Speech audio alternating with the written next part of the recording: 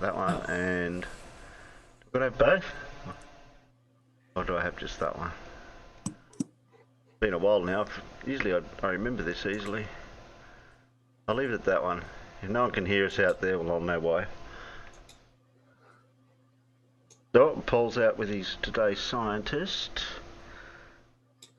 J something F was a Bavarian physicist who made optical lenses and achromatic telescope objectives. I wonder if we covered when we did the optics for lenses or not. If he was in that. Possibly. Is it my audio or the stream? Dave wants to know. I don't know, Dave. What did he say is the matter? Well, he says, is it Everyone's my saying audio or the stream? Dora says Dora audio. said audio is. Oh, maybe there's a bit of an echo? No, I didn't flick on the other one in the OBS. Audio kicked in. I've only got the mic audio going here, which is what I use.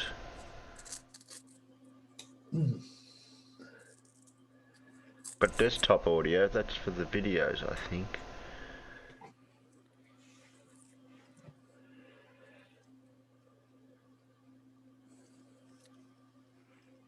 Audio kicked in, Carl said.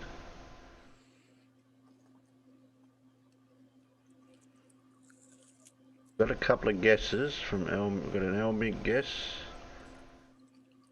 Not sure of the first Elmigs. The Elmigs is correct. Yeah. name. And I see John Stock Well got done. it inside Well done to the in, Elmigs. and John got it on the inside chat. Good. I'm sorry, Fred. He did too. I saw that, realised it was correct, and thought, well, there's no point in copying it. Yeah, I totally thought that too. Well, no, I didn't know the answer, but when I saw the correct answer written down, it was like, oh, it was like that light bulb moment going off in your head. Yeah. No, I was just messing with you. And does anyone remember what the last video of Lindsay's was? Well, they're all the same. It was a really short one. It was a 7-minute one because Bandy was here. I got a 10-minute one that was after Simon, but there's no. Oh, maybe that's what it is. Oh, the very last one was 7 minutes. That was a day ago. It was short. So it wasn't that whatever. one. Whatever. That wasn't that one. It could have been the 10-minute one. Okay. Fred, Yeah. why would you listen to Chemo? Yeah, that's what I said. I'm sorry, Fred.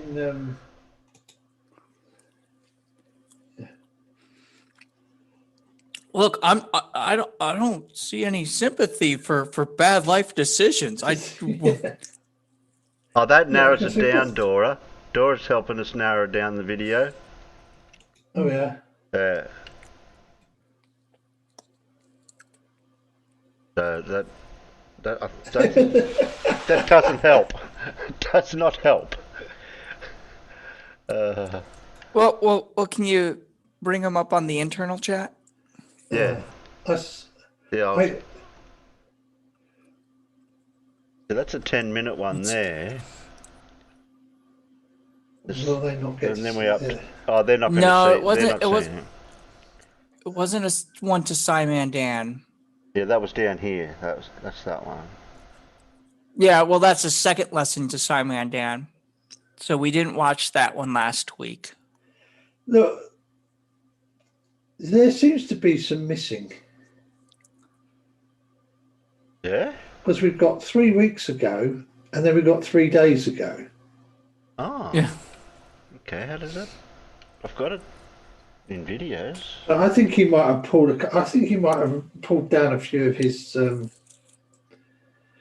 I see. We have a small quadruped in the side chat. Yes.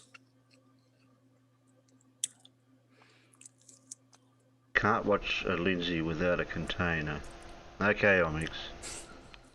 Yeah, a container of vodka. Well, we got the choice of the 3 week ago one, or we jumped to the 3 days ago ones. I don't remember that one, the second lesson to Simon. That one goes for 17 minutes, that one goes for 27. I wish they were back to back there, because we could watch the 17 and the 10, which would add to 27. I mean, we could. Like there's no reason why we couldn't. It's not like there's a continuity with Lindsay. Yeah, that's true. That's true. Okay, well, watch the. There's barely any continuity. Okay, we'll open that one, and we'll open. I'm sorry. Okay. Well, yeah, okay. We'll do the 2 back to back, but they're not in the particular order. I was going to say there's barely any continuity in the middle of the video, let alone. All right. These are getting 2 videos from Lindsay, but they're not chronologically in order, but it won't matter. We'll watch the 10-minute one, and then we'll watch the other one. Yeah. And I was gonna watch if Blue was. I haven't spoke to Blue to ask him is it okay if we stream his Cavendish video he did, because I wanted to, in case anybody missed it, because that'd be something we could talk about. Yeah. Okay. What do you need? You need that. You need that. There we go.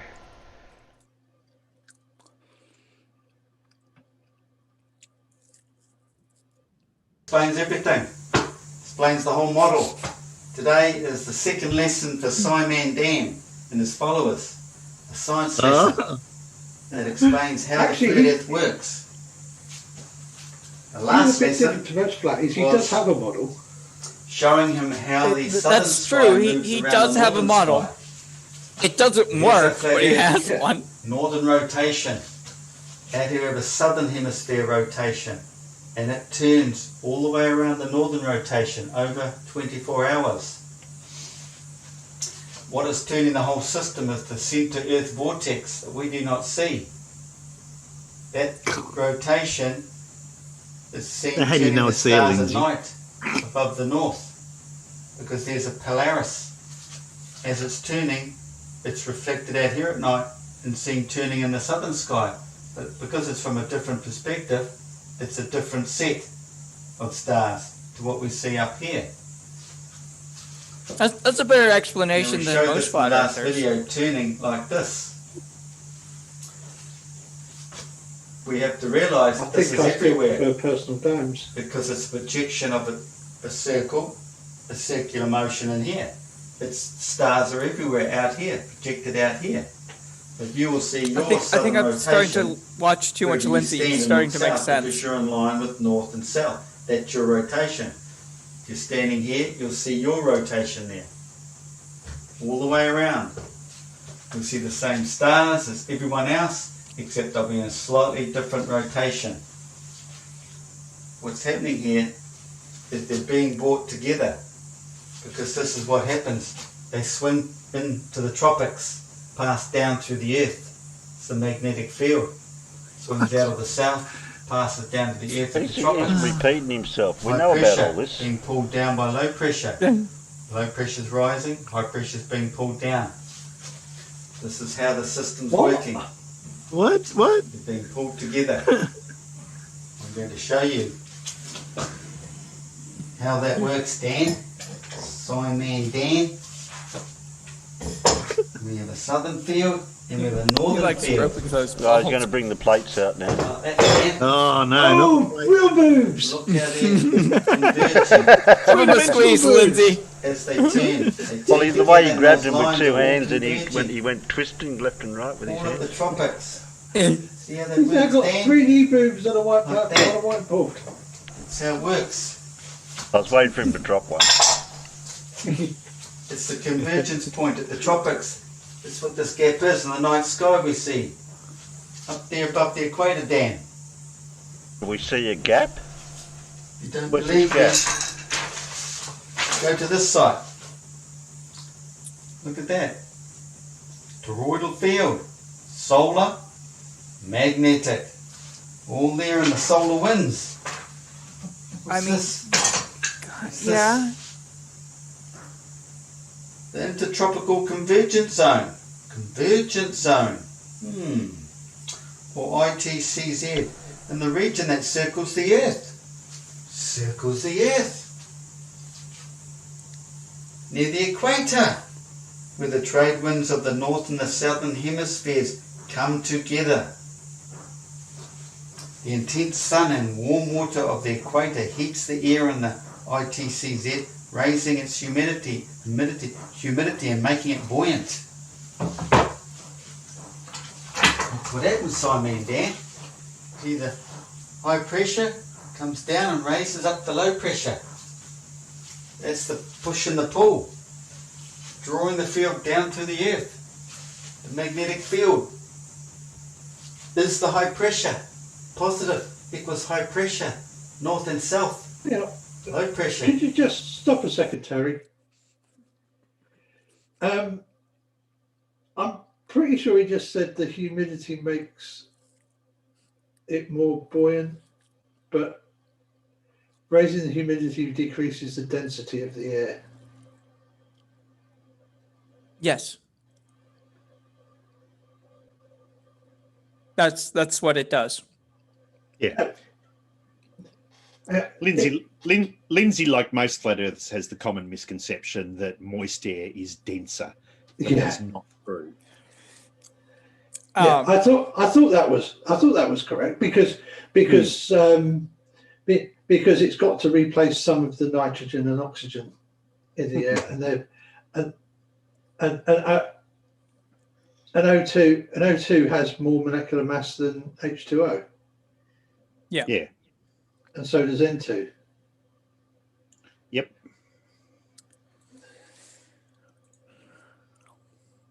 Play. Negative. Yeah, play. The tropics. That's why they're being pulled together, because they're being drawn down into the tropics. You understand that, Simon? Drawn down to the tropics, where they pass down through the earth and come back up. I still don't understand that part. Just like that. You're not meant to. Simple. Oh. Eh? Moving west. Like West in the night like sky. I get the thought process with the Why don't we stars. see all the planets? It's wrong, but I get where he's going with it. But the magnetic fields, I mean, Yeah, magnetic fields don't really work like that, do they? No, they don't. They don't. Besides, we know that the magnetic field, the Earth's magnetic field at the equator is approximately horizontal to the ground, not perpendicular to it. Yeah. right? Yeah, I mean that's yeah. Not only do magnetic fields not work like that, we also can take a magnet and detect that magnetic field. Yeah, and that's right. and it doesn't do that. It just that's not what it does. I'd like him to explain how compasses work on his map. Yeah. They point towards the center because reasons. Planets and everything in the northern sky, Dan. They're in this strip out here. The strip. Because that centre point, this is centre point here. Polaris, Sigma Octantis. The sun, the planets are all there. That's the southern view. You don't see this looking down through a vortex. How can you see it all down there amongst all those other stars? It's obvious out here. And the planets are right there in the strip. Right there in the middle. Reflected out here, where we see them, in that strip. The ecliptic. Terry. There's one thing that that I always can't work out is scale of how he perceives that we see the planets and stars. Just scale just doesn't work. Yeah, and the way he just says that they're reflected out there. I mean, he just sort of like hand waves that off, whistles past the graveyard on that one, like how are they reflected and projected out there? As far as I know, projecting things requires the use of either lenses or mirrors. So where are these lenses and mirrors, and how are they arranged to project something from the center vortex out like that? Well, and what's it being projected on? Right. The dome. I believe he says they're reflected on. He says that in the past he said it's all pushed up out and reflected off the dome. Yeah. No, he never says that it's reflected off the dome. He just says it's reflected out. It's projected out. Oh, He You never project. actually You says- project. He never. Yeah. He never actually says what it's projected from or onto or how it works. He just uses the words projected and reflected as if that explains everything. Okay, Well, I mean, it's obviously projected from the vortex, sun, black hole, whatever thing that's in the middle of the Earth, and it's projected onto the dome or crocodile. dome equivalent in Lindsay's model. But I was going to say I want him to explain how southern compasses work on his model, and there was something else and I forgot it, and I feel better for it, so I'm just not going to worry about it. Also, I want to know, why do those magnetic field lines cross underneath the surface Yeah. when they were just actually Ground. well, no, let's just ignore the fact that there's that horizontal. Those magnetic field, there should be 4 circular magnetic fields there, not 2 figure-of-8 magnetic fields. Well, you cross the streams. At least that would make more sense with the field lines, but Oh god. But let's cross the streams and make bad shit happen.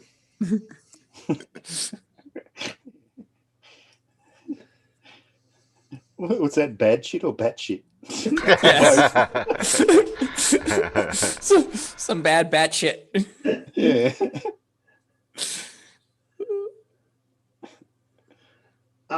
Dora's got it right. The toroidal magnetic flux channel the photons in a vicious circle vortex. The elliptic angles That'll inside work. here. All the stars are all moving on this elliptic. It changes like this over the season. It's aphelion. It's perihelion. And what science tells you, it's equilibrium. It's the equinox. Everything's dead level then. Pause. That's when the moon travels in furthest to the I know north we because the made sun it is like coming 30 level. seconds, but You haven't got that please. long, elongated elliptic. It comes up here, so the sun doesn't have to wander out as far as it normally does. Terry. It comes in a lot further. That's Can where we we pause get it our for a very high. second? Well, So I don't like it how he went perihelion upper helium without his arms waving around. So that Yeah, he didn't wave his arms. I'm disappointed. yeah, not happy with that. So in one of the past videos when he was showing what that center thing is, it's the double triangle Oh, the cup hourglass thing, saucer yeah, thing. Yeah. And that whole thing tilts, or they tilt inside of that? Like, It what's tilts inside tilting? of it. Also, isn't there a snake or a crocodile living up the middle of that as well? I Yeah. mean, Because probably. of the Egyptians. I missed that episode. Oh, I Mixes forgot. in some weird Egyptian stuff, so No, not the That wouldn't Egyptians, the surprise me. crocodile or the turtle or whatever it was. Tides and low tides at the equinox for 3 days. It's right there, equilibrium. Don't know that, do you, Simon Dan? You got that, Simon? See? It's turning. It's all coming out from the centre. All projected out into our realm. Turns. That turns. It's creating this to turn. You have something turning up here in a bowl, glass bowl, reflection lights, we see this turning, you get the opposite rotation on this convex curve. It's the same rotation, just seen, shown, started at a different angle. I like that. So let me get this right. The Milky Way and the rest of the universe out there is nothing more than just the projectile vomit from the Earth's vortex, right? Yes, yeah. Is that what he's saying? Yes. Yes. Yeah, you could put it that way. Yeah, right. yeah, you could put it that way. Yeah. I like how the chat was so happy that we made it like 4.5 minutes before we paused the first time, and now we're pausing like every 30 seconds or every minute. It's hard to get it on 444. Yeah. A different perspective. Well, he brought in perspective. I missed that. Seen, Yeah, shown, he said that a couple stars on times. a different angle. A different perspective. Because there's the two domes or whatever, and so It turns. when you're Everybody looking gets to towards see the their own south, you're seeing that rotation, but the second star dome will be in a thing. different location. Cannot be in the same place from 3 different continents. Okay? But it is. That, Dan? These are the magnetic field lines. They curve like that. Does he because think this Dan's field going to try to respond to pulling it. Lindsay? It's all being pulled, turned this way. I don't think it'd be worth it. Being pulled in. I would love And to it see passes Dan down respond the to top. Lindsay. Down. It'd just be him staring at the camera for 10 minutes. Come over again. And then the Down video to just the cuts top. off. Come Yeah. out here. The southern magnetic field is the same as the northern magnetic field. Did you know that, Dan? No rebuttal. No words. This Just compass told us that more than 100 years ago. They both dip here and there, but they don't dip at the tropics because that's the opposite. That's the opposite to these. That's the magnetic attraction, if you want to talk about magnetic attractions. Opposing force. High pressure, low pressure, Dan. You have to understand this, Dan. that's not. What's solar winds? The sun. We live in an electromagnetic world. The sun is electromagnetic. It sits in the electromagnetic field of Earth. In our horizon. Electromagnetic. We spoke about that Electromagnetic. last time, didn't we? Like if I say it like that, it means something more. Arc of horizon. The sun shown. Formed as a cone made up of all the light spectrum condensed to a white disk that you see directed at you as an individual. That is it. Like that. Condensed down to a white disk directed at you. That's how it works. Sorry, what? You completely lost me on It's a that. bit complicated for the spinning ballers, but Yeah, rub it out because it didn't make any it's quite sense. easy if you open your mind up and dump the Don't spinning tell ball. Lindsay to rub it out on It'll camera. make Oh, sense. sorry. That's all I have to say for Simon Man Dan. He walked off camera. all- So that's it. All the boobs and butts and balls. The last thing we need is him also rubbing it out on camera.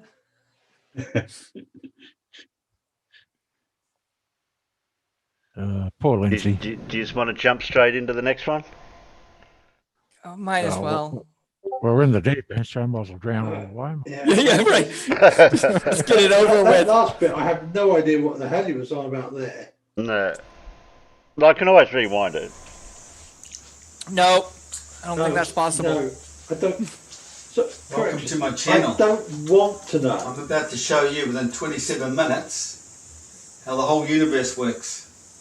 Like you've never heard before. But the video's not 27 You can minutes see all the long. other garbage. Hey, wait a minute. I'm about to 17 tell you minutes. and show you Yeah, it was 27 what's all up. actually happening out there. Well, then, no, this and one what doesn't match the other one. Egyptians So, have yeah, left I'm us back to for front now thousands and myself. thousands of years, right there in our faces. But due to our ignorance, we've just overlooked it all. Yeah, we're ignorant. Our universe This is how the whole right system here works. in Egypt. Now, Ignored cousin. hang in there. It's only 27 minutes. 25 now. But you have to realise Earth is flat. So even he Understand. realises something You happened. never get the to whole his camera concept if you after think you live on a 27 spinning ball. I want to This see is what he how it says works. as the time There's ticks the black forward, hole. because it's not going to match up. You're all talking Yeah. about it now in science. Roger Penrose won a Nobel Prize for assuming, well, this theory that the sun, that the black hole is in the Milky Way. And it is in the Milky Way, because that's where the sun No, is. that's not what he The won sun his sits in Nobel the Prize Milky Way. for. The No. sun sits in here, in the We've Milky Way. photographed that black It's more hole. like an egg shape. That's where they I mean- come up with the word, the phrase We've imaged cosmic it. egg. Yeah. And that egg turns 24/7. A full rotation gives you the full day. And this is how it all sits up there in the cosmos, in our so-called universe. What the Egyptians have left us. Step pyramid. I liked it No, better not when the you had the Gaetians. 1, 2, snake, 3, when 4, you had 5. the Gaetian snake up there. Some say Maybe 6, but crocodile or something. basically they I think he represent said the something planets, about a okay? snake. We got Mercury, Venus, that's Mars, Jupiter, and Saturn. The step pyramid. What have we got up here? Obviously we have the sun. I was reading Milkman Dan's comment. Lindsay is igneous because he rocks. I thought he was going to say Lindsay is igneous because he is dense. Sorry. I think igneous isn't dense, though. Oh, Second, get rid of this. Yeah, they tend to be quite hard. There's the sun. Not So necessarily it's sitting in the black hole. Yeah. But we have this system here. So we see it, we basically see it like this, out in our sky, don't we? So imagine No. looking straight up through depends on where there. you are. There's the sun up there, up to No- there. no, that's Because not how these we two see it in planets the are close sky. to the sun. They're the That's only how two an that outside appear to observer pass in would front see it. Of the sun. We're in the Does middle of common it, how man could know we see that it the like sun that? is there. Yeah. Daylight is this side. This is daytime. This is nighttime. Night. Pause. Just please. Daytime, Wait. nighttime. No, do not start it yet. Did he just say that the sun has a direction for daytime? Yeah. Yeah. The sun's Yeah, there, yeah. and daytime's only in that direction. Well, Yes. yeah. I'd like to know why it's okay. only in that direction, though. But anyway. Yeah, that's kind of what my question is what's stopping all the light from going in all the other directions that it could possibly go? Does the sun have a little shield around it to make it into a spotlight? No, I have a far simpler answer for that. Yeah. Magic. No, it can't be magic. That's no fun. It's always magic. Get the little wand out, mate. Living. Look, we said. I was told not to say rub one out, and you can't say bring his wand out. So that's two things you can't say.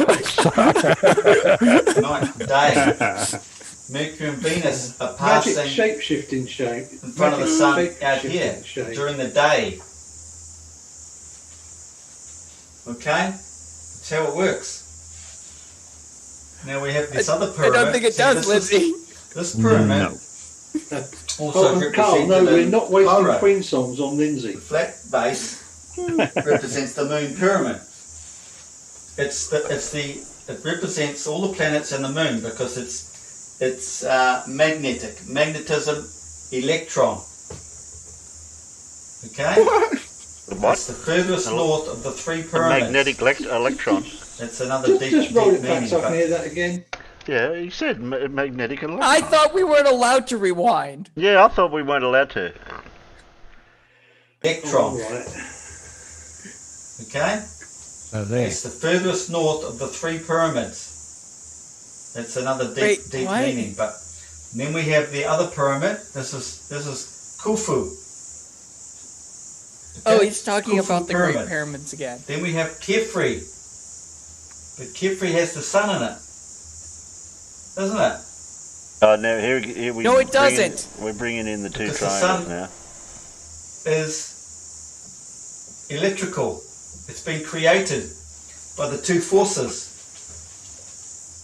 Because both these sit in a big magnetic See, now he's vortex. drawing this thing again. These are the elliptics. The elliptic angles we see over the year, because the magnetic fields follow this elliptic angle. That's the ecliptic in here. The gap in there is the ecliptic. Our realm was created there. The black hole How do we created our see whole existence, our whole world. This Saturn is what it looks above like. the horizon if That's it's always looking way down way there. North, Hmm. south, tropics. Looks like this. It's all in here. That is hidden in Not the center Khufu, above the Khufu. Arctic. Like a John. donut, we're inside this magnetic field here. This There is the Pyramid of this is the Khufu. sphere Plato talks about. We're in that Talks sphere. nonsense, but But this is the dielectric. This is the dielectric we live in, and that's the plane of inertia through the centre. That's negative. I mean, Plane so of that's neutral. inertia. Is That's what he negative said. below Running through ground? the sphincter. Yes, it's negative. Positive the is above. center. This is You're neutral. not the sphincter. We all exist Actually, in a it's neutral zone. that. We're created from nothing, No. from the black hole. No. I think you've just been watching too many Lindsay It's an amplifier of videos. frequencies. Sun, like everything, is based on frequencies. Hidden No. away up there Not is what more we have here. frequencies. This pressure is built Can you up tell in me the what a frequency is, Lindsay? cosmic magnetic vortex and shot back down and created the Big Bang. That is the bang the sun has been created. So he So believes you in the take Big this Bang up Theory. Like that, take that like that. No, he's just What have trying you to got cover here? all the buzzwords. Yeah. I mean, I'm pretty sure Lindsay believes Well- everything happened, and nothing of it is true.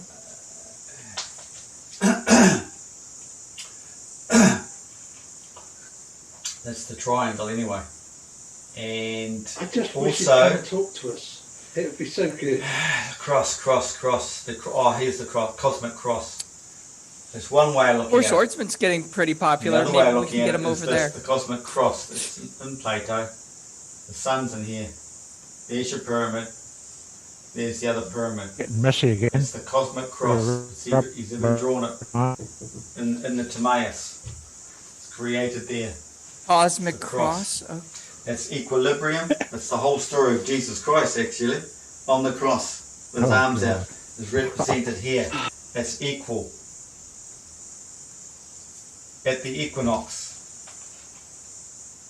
but the So all cross these that planets are Jesus was going on around wasn't at the On their center own separate tracks. because Only human these bodies two that aren't are shaped close- that way. These are crammed right up. Imagine they're right up here. Right up Maybe here. you're a midget.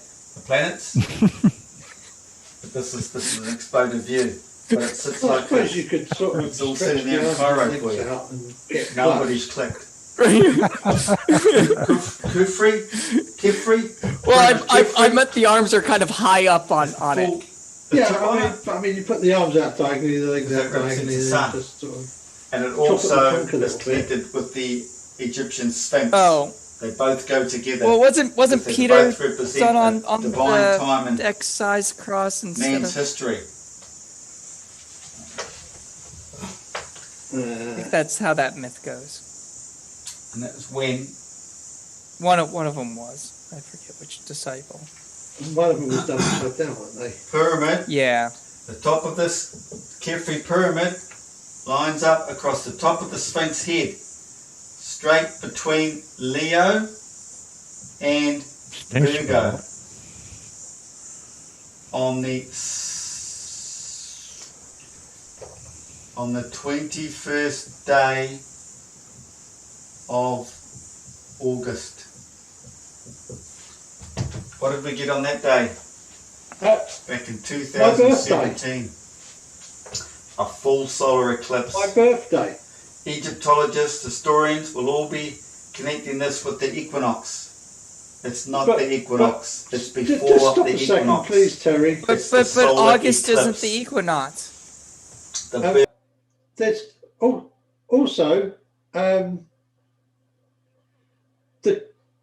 when You're stupid. they built the pyramid and when they built the Sphinx, anything that those two things lined up with on any particular day of the year are not the same things they line up with now.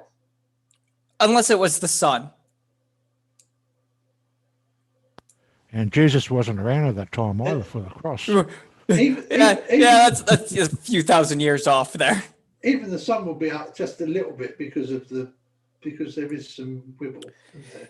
Yeah, but I mean, it still works because there's a Yeah. Celtic monolith that was built in like 3000 or 4000 BC. That on the winter solstice for the northern hemisphere, the sun shines right down the opening of it and lights it up, and that's the only time that it's illuminated without bringing in like some sort of extra light source. Skara Brae in the Orkney Islands, and of course, that's not the one I was thinking of, but I'm pretty sure it's at Skara Brae in the Orkney. oh, that one might do it too. I was thinking Newgrange. Okay, and of course, the big one, Stonehenge, which actually, of course, they now believe it was built to line up on the winter on our winter solstice sunset rather than the summer solstice sunrise. Okay, yeah, because Newgrange is sunrise. Yeah, and but I mean, like that's like you see that in several different places or whatever, because that's kind of an important event that happens on a regular basis. That's kind of easy to plan for, and even if you're not a advanced society, you probably get the hang of it and go, hey, that's kind of important. We want to do something to kind of mark that day. Especially midwinter when the days start getting longer again. Yeah. Anyway, press play, Terry. Birth of man. It's a deep story, but it's all connected to religion. People think religion's hoo-ha. They have no idea. It's the meaning to life. It saves you as a human being. Huh? What? I think Terry's muted. Oh, sorry. I said the Monty Python. Monty Python is the meaning of life.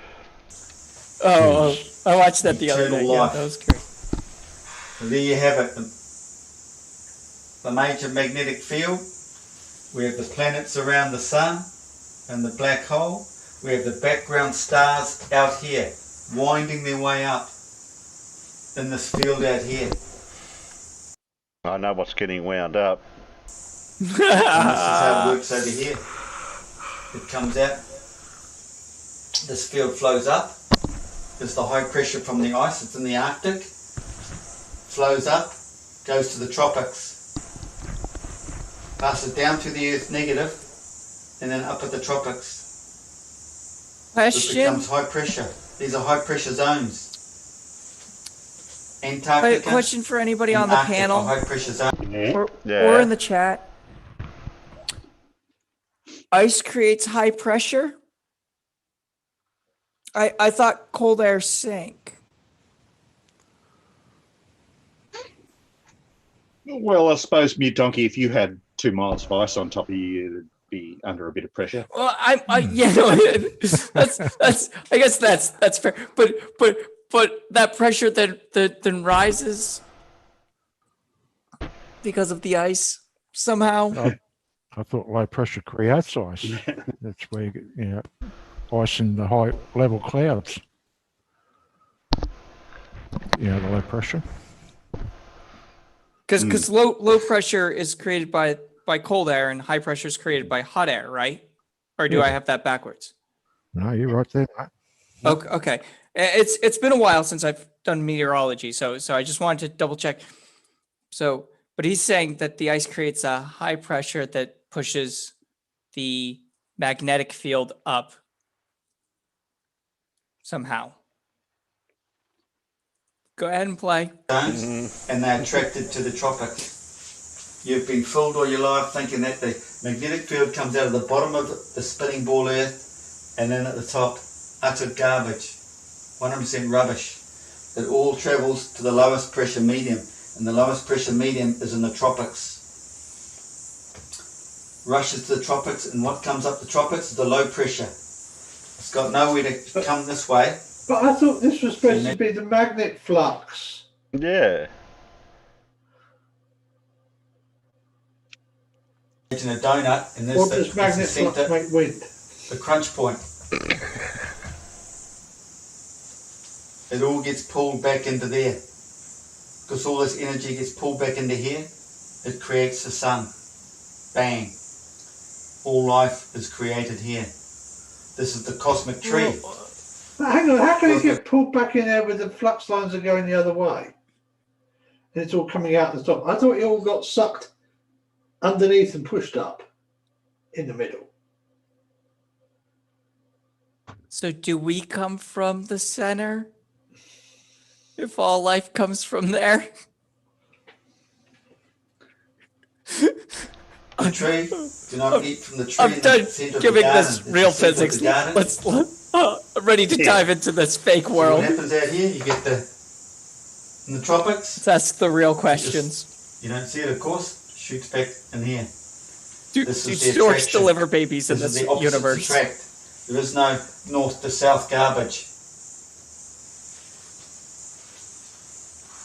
There's your lesson on cosmology. Everything there is an exploded view. This is an amplifier. It's amplified our whole realm. We live in this realm here. It's a donut. You get right round here. 2 sides. North, south, north, south, north, south. Centre, north, the Arctic.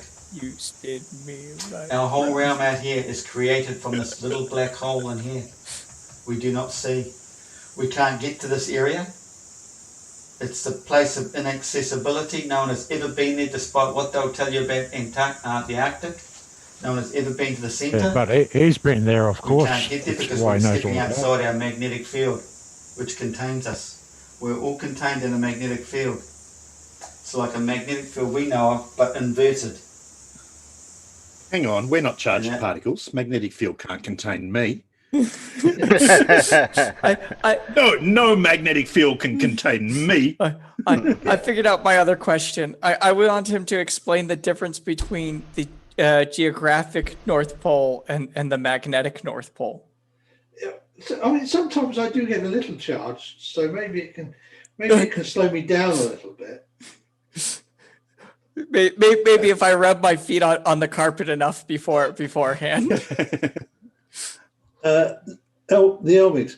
The magnetic flux just went down when Boom Boom and New Derp was fitted in. This magnetism isn't the magnetism you think you know. It's not. That's why. There we go. Okay. It's not that type of magnetism. How Earth works. It's a dual system. Everything on Earth is a dual system. This is your brain. See the shape of the brain? The human brain, because we're fractals of Earth. It's all related to nature.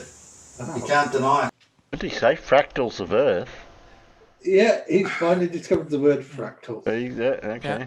Earth is not a spinning And- ball. and- it is and- one. I misapplied And it. And we Yeah. can't deny it. Yeah, well, I've got news for you, Lindsay. I hereby deny it. Oh, come on.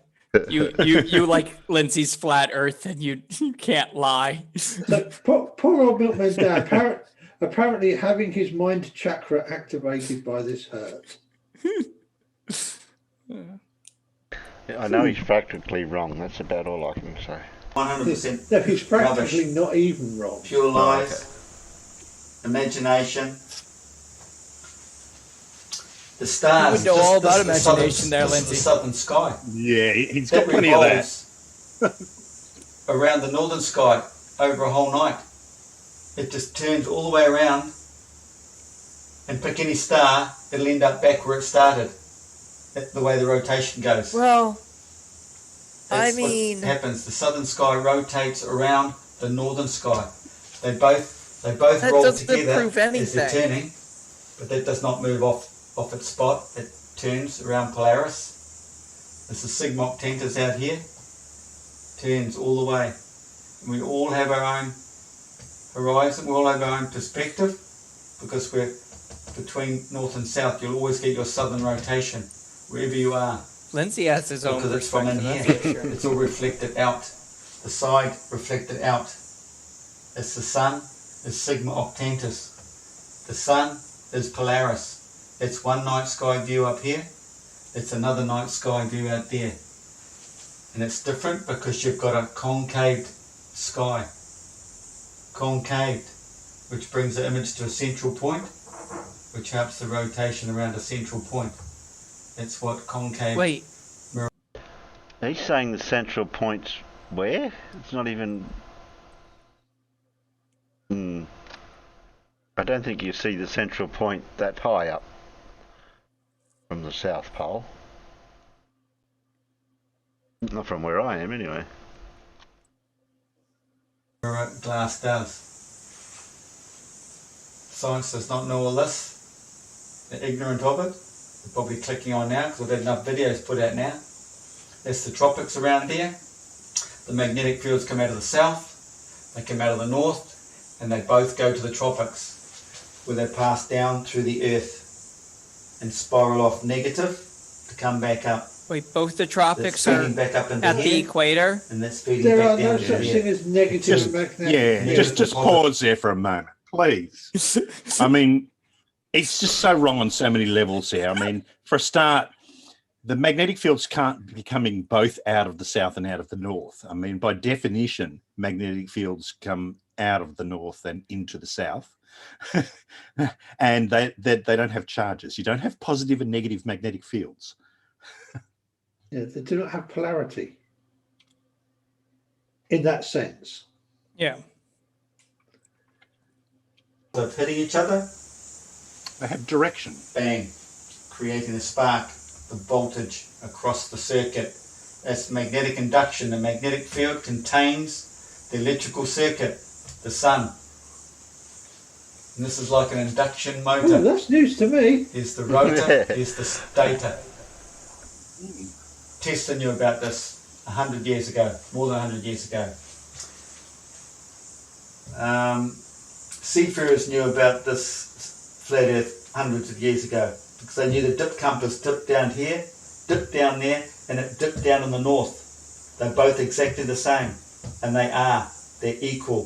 This is where their word isotropic comes from. They're equal. It's a Greek word. Of course it means dips down in the north. equal, and that's several words: turn,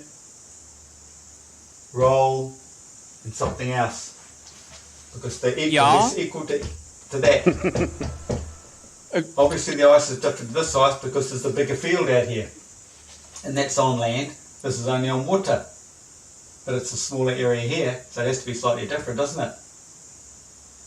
But hang on, Isotropic. isn't the distance from the centre to the equator and from the equator to the outside rim supposed to be the same? Well, now those are the tropics, so maybe it's not the equator. I thought- told you Lindsay has no continuity. Yeah, But I'd kind of got to the vortex in the middle is the North Pole. The rim, then you've got rimwards is the South Pole. Yeah. At the very edge, and then in the center where the chip comes down is the equator. Not anymore. Oh, you've changed it again. There's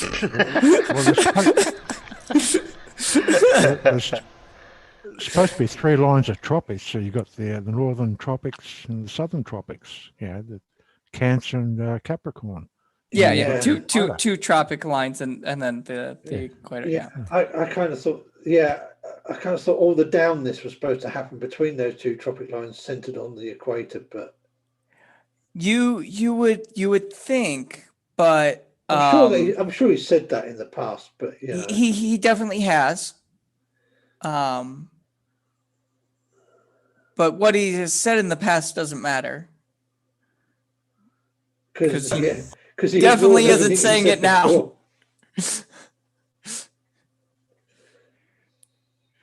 Ice to the tropics, ice to the tropics, ice to the tropics.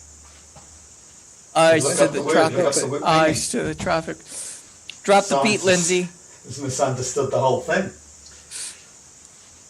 And realise positive equals high pressure. Positive is high pressure, the blue. North and south, north and south. South, north. Negative pressure is low. Negative is low pressure. It's coming up here, rushing, being sucked in. It's being sucked in. That's what low and high pressure is all about. You know it's wrong. Thick, I think you're the only one who's been moist air in sucked the in, tropics, Lindsay. dry, thin air in the Arctics. Those are opposites. Any more questions? Check out my other videos. Yes, No one else so on many more Facebook, questions, no one else on Lindsay. YouTube, anywhere describes the whole universe, the flat Earth system like this. Any other models is just hoo-ha. Made up, fabricated. Little Wolf, we should invite him on for a interview. Any questions? Not a debate, an interview. Thumbs up if you like it. Interview, yeah, not a debate. Yeah. Scroll down. I want to see what his subscriber count is, because that got asked earlier. 698. Oh, okay. Yeah, he's creeping up. He's creeping up. I mean, it's a good comedy channel, I guess. Good ideas for writers who are trying to do some world building.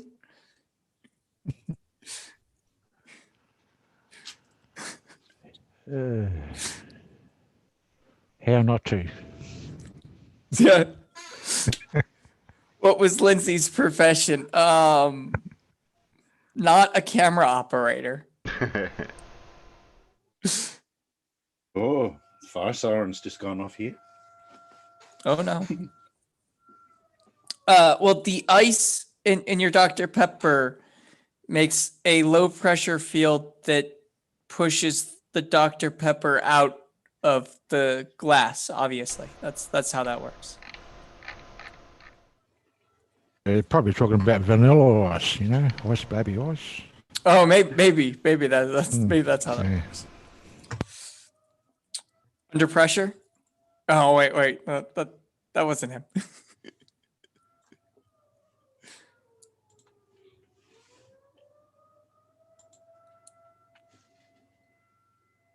You left the pizza burning there. It's an air raid. It's an air raid. When the oven beeps, you're supposed to take the food out of it and turn it off. Yeah.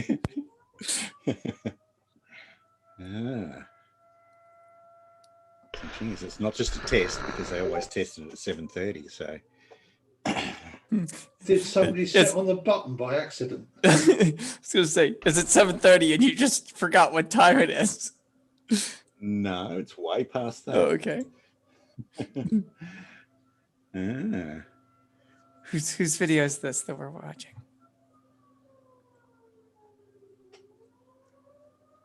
got numbers. That's interesting start. Did you say you had some stuff for us, Paul? I've only got a set of 20 questions. That's all I've got. I've been really busy this week and like having a new batch of Harvard students. We got 4,500 new Harvard students, so we've got to look after them. Yeah. Do you want to split them So, up yes, and I then we'll do. watch a video in between, or we'll do something in between? Oh, depends on how carried away people get. I mean, if we start the quiz and they're enjoying it, we might as well finish it. So, Yeah. we'll see. I can start it if you want, and we'll see how we go. Let me just get things organised. Then I've got to put an internal chat up here somewhere, and where are we? And GPS, you're backwards.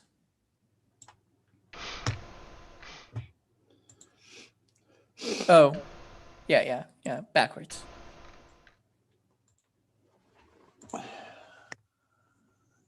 that works.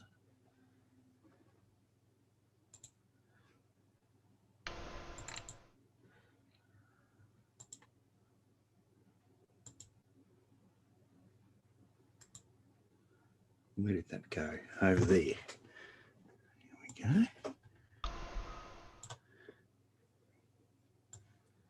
It's sort of humid here. We're expecting showers tomorrow, so maybe a storm's gone through and started a fire somewhere. All the farmers are putting in their crops, so it's quite possible that someone's... I hope they don't get washed away. Bound up. Yeah, I've heard you've had a bit of rain up that way, Terry.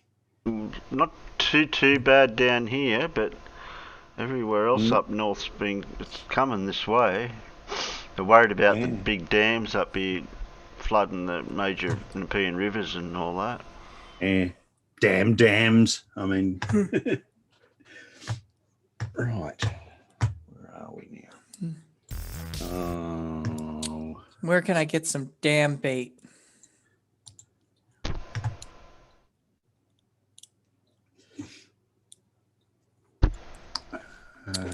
all right. I think I'm Might ready need a different rod for that GPS. GPS is trying to troll. I've tried this trolling thing I've heard so much about. Yeah, like I said, I think you need a different rod and drive the boat around.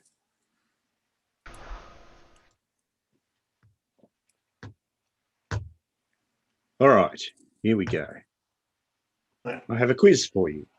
How would you try and make me type in the side chat then? By accident. Yeah. Make sure I've got it to everyone. Yep. All righty. Sorry, I didn't put any computer science in this one, so sadly lacking in that sense. All righty, you know the drill. First question. What acid is prevalent in the human stomach? Is it sulfuric acid, nitric acid, muriatic acid, or amino acids?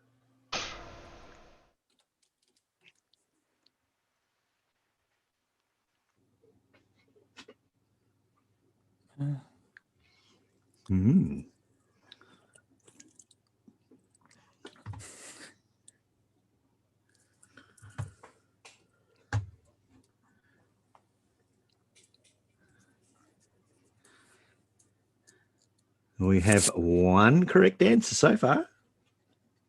Ooh. That makes it hard to cheat when I don't know which one's the right one. Yeah. Oh, we have a couple of correct answers now. Not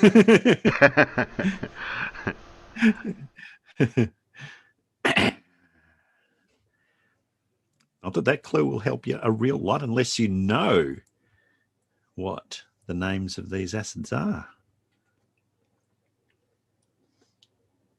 I mean, I didn't know Pepsi was an acid, but sure. Pepsi, yeah. Pepsi. It does say Pepsi. Pepsi. See, the only acid that I see there that I recognise isn't in the list, and that's the one that I thought was in the stomach. Okay, yeah, but you didn't know that was also known by another name, did you, Alan? Oh, so it must be. So it must be that one then. Yes, it is. That's right. It's not sulfuric acid. Sulfuric acid is what you'll find in your car battery. It's not nitric acid. Nitric acid is way too corrosive to be in a stomach. Yeah. It's not amino acids, because amino acids are what you need they're like vitamins and stuff. They're what put together proteins and stuff. It's muriatic acid, which is another name for hydrochloric acid. Oh, that's so hydrochloric acid is the predominant acid, but it's also known as muriatic acid. Yeah, you might find it in the you might find it in the hardware store as muriatic acid as well. I was going to say, why do these biologists have to call it by funny names? I knew it wasn't A and D. Beyond that, I had the same problem as you, Alan. Yeah, well, it was probably known as muriatic acid before it was known as hydrochloric acid, because a lot of these chemicals had strange names before they came up with a sort of like universal naming system for things. Yeah. Yeah. Nitric acid used to have a funny name as well, didn't it? That's been referenced. That I've seen referenced in old literature, because nitric acid is one of the favourites of the throw it in your face brigade. Yeah, that's right. Yep.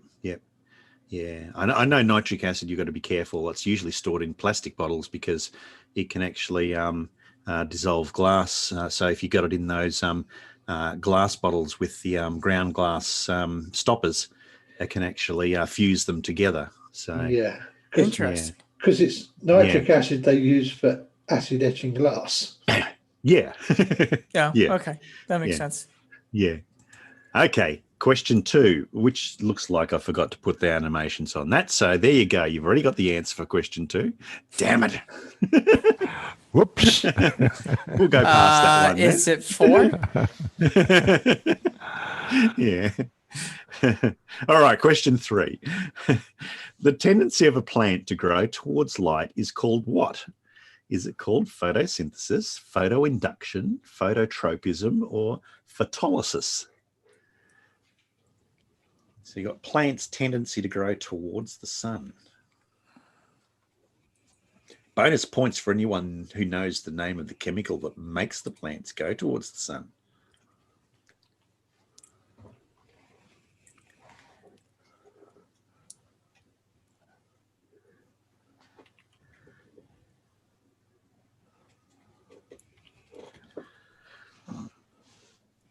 Looks like everyone knows what this one is. Yeah. So here's your clue. All right. It is called phototropism. And here's how it works. You have a chemical in there called auxin, which makes the cells grow faster on one side than other, which tilts the plant towards the light. You know what I thought it might have been a clue for me? I thought a trope, like as in the troposphere, like as in that's towards the direction. I don't know if that's the same thing or not. Okay. Yeah. Yeah, interesting, Terry. But I got it right for that reason. So good. Yeah. Could be just if one it giant helps you coincidence. Get it right. Okay, question 4. What is the name given to the term that defines the proportion of the incident solar radiation which is diffusely reflected from the atmosphere and the surface of the planet back into outer space? There's the multiple choice. Yeah, so there's you've just got to know the answer this time. Yeah. The name of the term that describes how much light basically is reflected back out into space from the Earth. I wish I was a multiple choice. Not multiple choice. So you can't just type 4. No.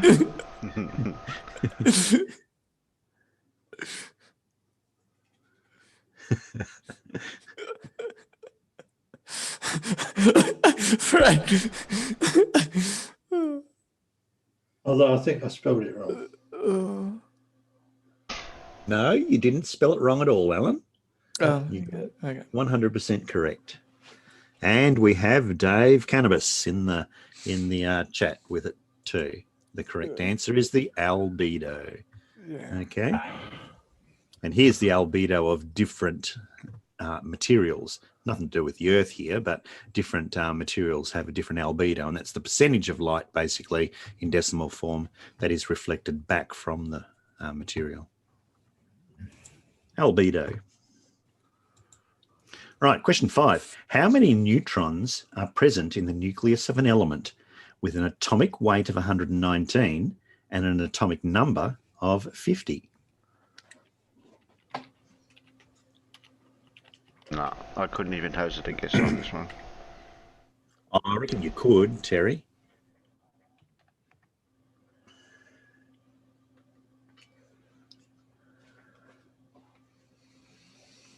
Hit the wrong key, otherwise would have beat out.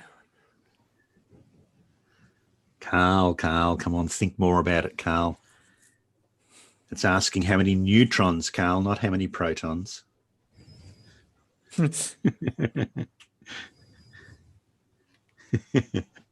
You had a flurfer moment, Carl Edwards. No, he was far closer than any Flurf would get.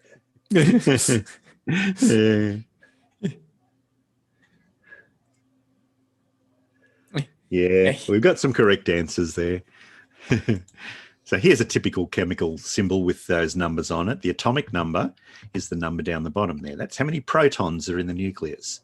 And it's the atomic number which determines what type of atom it is. Every sodium atom has an atomic number of 11. All right? Every uranium atom has an atomic number of 92 because that's how many protons are in the nucleus. But they can have different numbers of neutrons.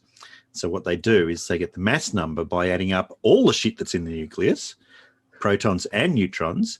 So if there's 119 bits and pieces in the nucleus and 50 of them are protons, the rest must be neutrons, which means 119 minus 50 is 69. So there would be 69 neutrons. When in doubt, meme it out. Yeah. And if this question was on a flat Earth channel, there would be a number of morons too. Yeah, you brought that one up earlier. I heard that one. Yeah. More the better. Yeah.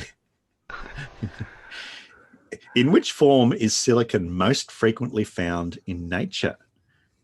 All right. So silicon, the element silicon. How is it most frequently found in nature? Is it the free element silicon, silicon oxygen compounds, silicon carbon compounds, or silicon metal compounds?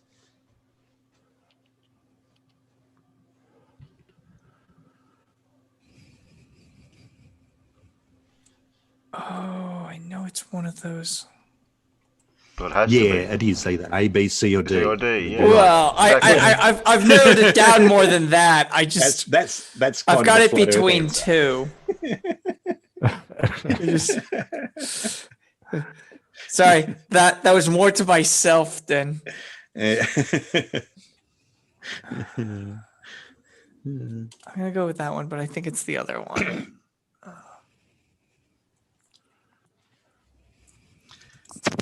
Yeah, here's a clue. Here's a sorry.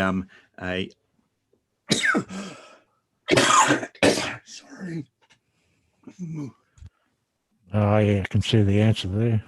Yep. Oh, a fly down the throat.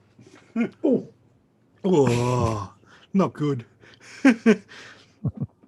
Okay, here's a chart, a pie chart showing you the abundance of each element in the Earth's crust. You can see that it's mostly oxygen, and the next most abundant element is silicon. So it would stand to reason that the most abundant form of silicon in the Earth's crust is silicons combined with oxygen. So that is, in fact, correct. Silicon oxygen compounds. I knew it. I was like, I know it's between B or D. I was like, I'm gonna put D, but I'm thinking it's B. Silicon dioxide, sand. Yeah. Yeah, I was thinking of That's sand what I with was trying to remember. Silica, yeah. I was thinking of that and I thought, how's sand got to do with something? Yeah. It's late. Question My brain eight. isn't fully functioning. Question 8. The diameter of the disk of our galaxy is approximately how many light years?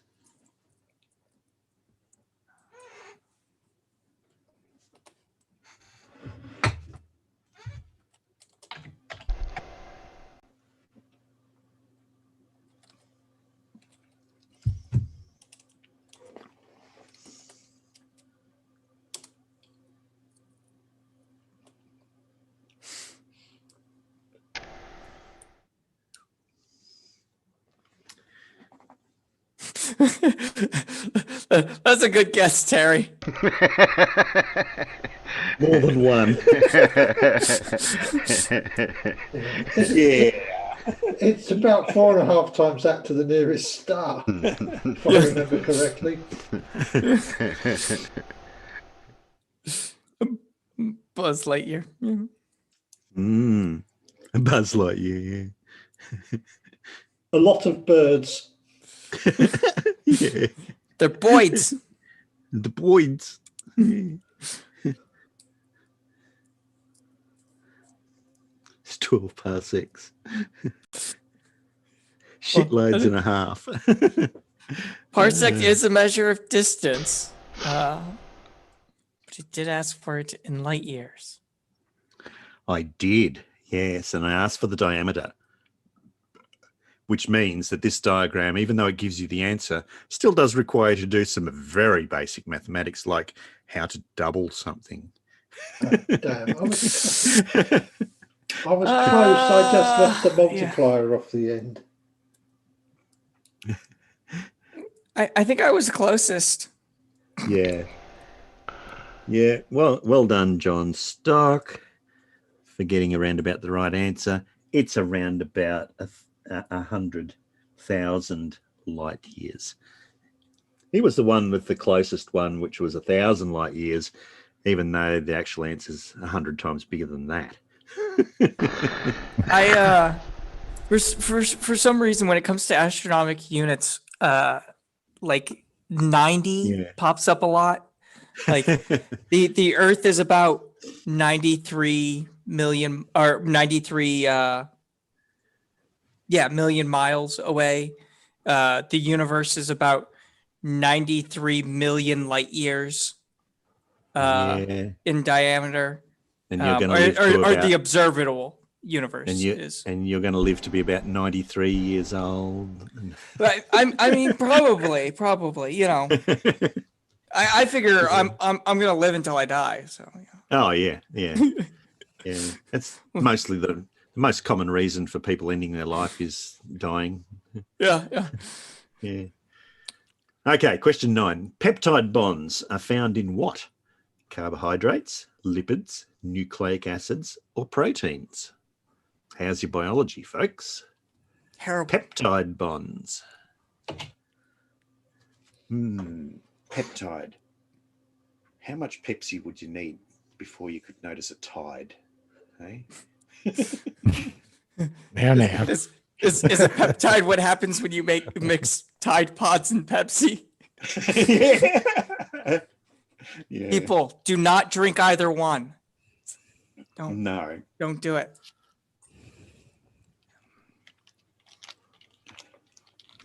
It's not that one. Everyone's going that one, so I'm going to go with that one. Well, that's the one way to get an answer, eh, mute donkey?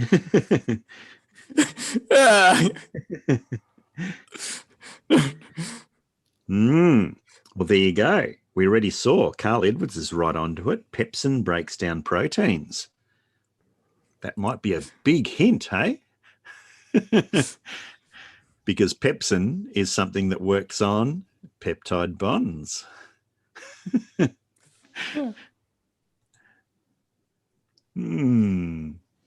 Proteins are polymers made up of amino acids, and the peptide bond is how you join the amino acids together. Okay, so the correct answer is D, proteins. You could laugh at my way of getting the answer, but I still got it right. Yeah. Yep. Okay, question 10. Okay, you are flying between Chicago and San Francisco on a commercial jet. The pilot comes on the public address system and announces that the plane's cruising altitude is 40,000 feet. At this altitude, you are in the what? Are you in the troposphere, the stratosphere, the ozonosphere, or the chemosphere? I'm asleep.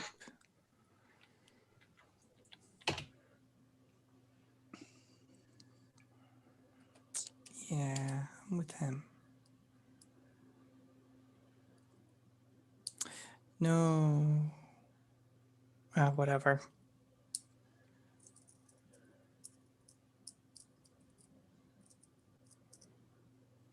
Who'd want to be in the chemosphere?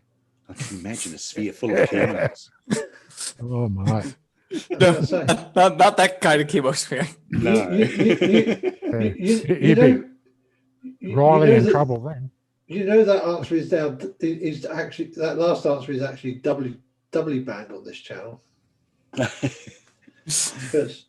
you know, because we got the fact that Terry's running the stream, so you know Terry's rules on that. Right. Yeah. Apply. Plus, chemo is bad. Right. So you're just not allowed at all for that one. Yeah. Rocket scientist, we are fucked. It's flying too high. We're all going to die. 40,000 feet, not 40,000 miles. Notice they are all in its sphere. Weird. Milkman Dan. Yeah. For those that need a hint. Yeah. Oh, okay. This is just approximate, though. Yeah. In most situations, you are actually in the stratosphere. Oh, yeah. Really? I was worried there for a second, and then I realized that it was in kilometers, and you asked in feet, and I was like, Yeah. I don't know the conversion off the top of my head. Yeah. Yeah. I can kind of convert miles, but 10,000 meters, i.e., 10 kilometers, is approximately 33,000 feet. okay, Yeah. that makes sense. 40,000 feet is about 11,000 meters, so you're well into the stratosphere by 40,000 feet. Yeah. Yep. You're usually above most of the clouds, and the clouds are in the troposphere. So, yep. Okay. Question 11. These two chemical elements, named after two world-renowned scientists, were first formed in a thermonuclear explosion, which occurred in the South Pacific in 1952. The atomic numbers of these elements are 99 and 100, and their chemical symbols are ES and FM. Name these elements. What are they?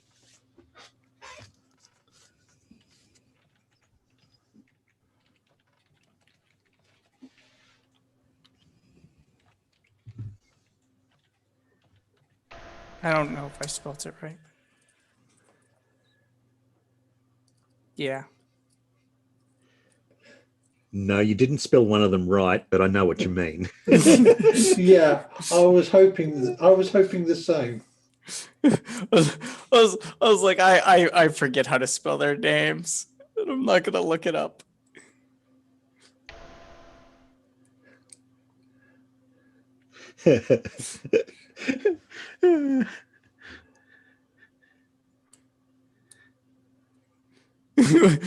Little Wolf, what Carl said. Peter. Yeah. Yeah, Milkman Dan's got it right. Fred Knotts has got it right. Carl Edwards has got it right. Mute Donkey got it right, but he said fairy mum instead of fairy mum. Fairy mum. Fairy mum, is that like a feral mother or something? Oh, it's your fairy mum. You know? Yeah. So 100 is fermium and 99 is einsteinium. Correct. Well done. Okay. Okay. Question It's 12. all about the Pentiums, though. Yeah. Who was the first scientist credited with pointing out that certain gases could cause a greenhouse effect? And this is a little bit of controversy here, but you need to pick from the ones in that list. Now, anyone that knows their history really well might challenge this answer.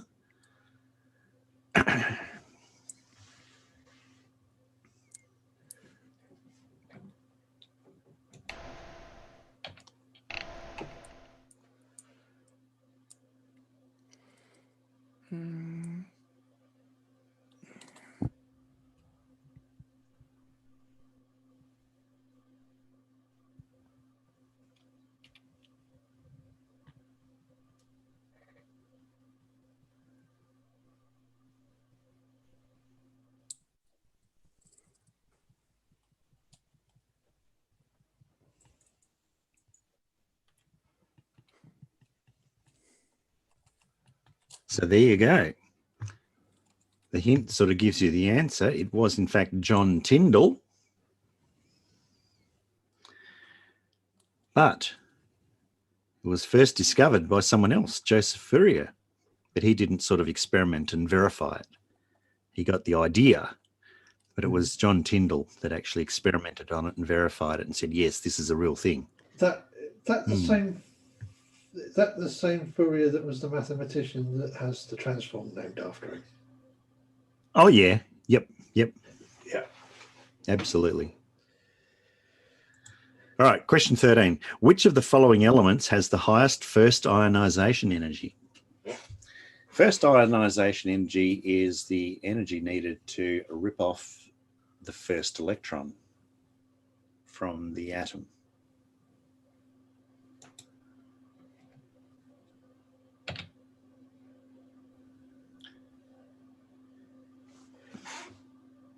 And there is a reasoning process you can go through to arrive at the right answer for this one.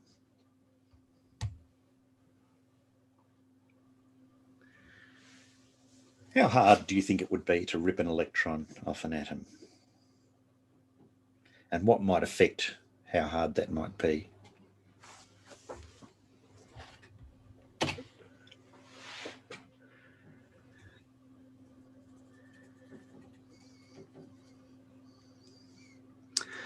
Well, Carl Edwards said, I guessed B due to it being used for lighting. Wouldn't you think that they'd use something where it was fairly easy to rip the electrons off of and then let them relax back down if they're using it for lighting?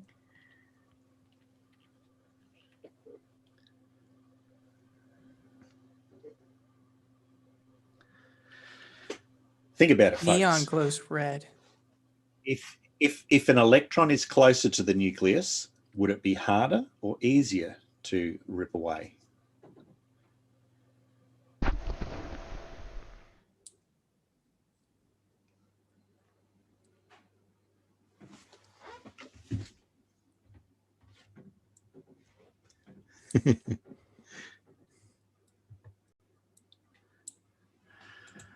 Here's a graph which kind of gives it away.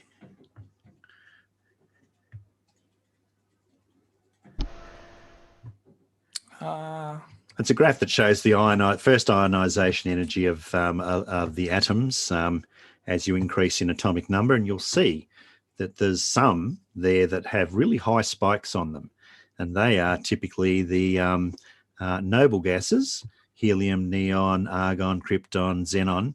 The reason is because those have full outer shells, and so any electrons that aren't in full outer shells are easier to rip off. But not only that, but you'll generally find that the atoms that are smaller have higher first ionization energies because of the fact that their electrons are closer to the nucleus, and you need more energy to rip them away because you have that greater attraction. That's if you're thinking about it in terms of the old Bohr model rather than a quantum mechanical point of view. So the correct answer was, in fact, helium. Oh, I got it right. Oh, I got it. I was assuming for some reason lower number was gonna have something to make it right, but I was like, I have no idea. I threw the dot at the board at the wrong time there, mate. I like Dave Cannabis's answer. Helium, because if you rip off his electron, he becomes a helium. What if you rip both of his electrons off? Does it become a what do you call them? I forgot the word for it now. Uniclium. Yeah. A uniclium. I was trying to figure out how you would say it. Yeah. Yeah. Question 14. Which of the following planets has the lowest density? Is it Mercury, Venus, Saturn, or Mars? I have no idea. I'm going to make a guess.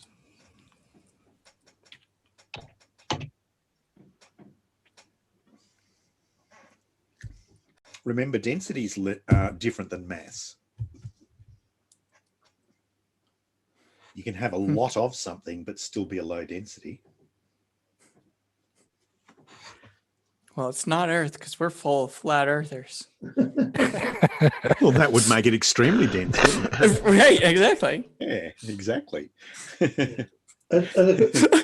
Carl Edwards, it's a fluffy planet. Yeah.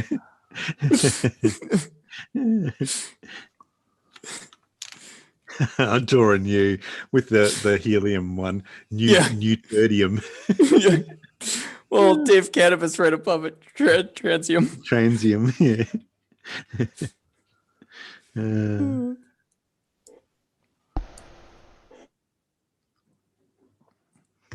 Yeah, I mean, you've got to go with the one here that's got the gas in it, don't you? Really? I mean, because most of the other planets, the other three there are all rocky planets, and rock, especially if it's got a metal core, tends to have a much higher density than gas does, even if that gas is compressed to a fairly high, even if it becomes a liquid.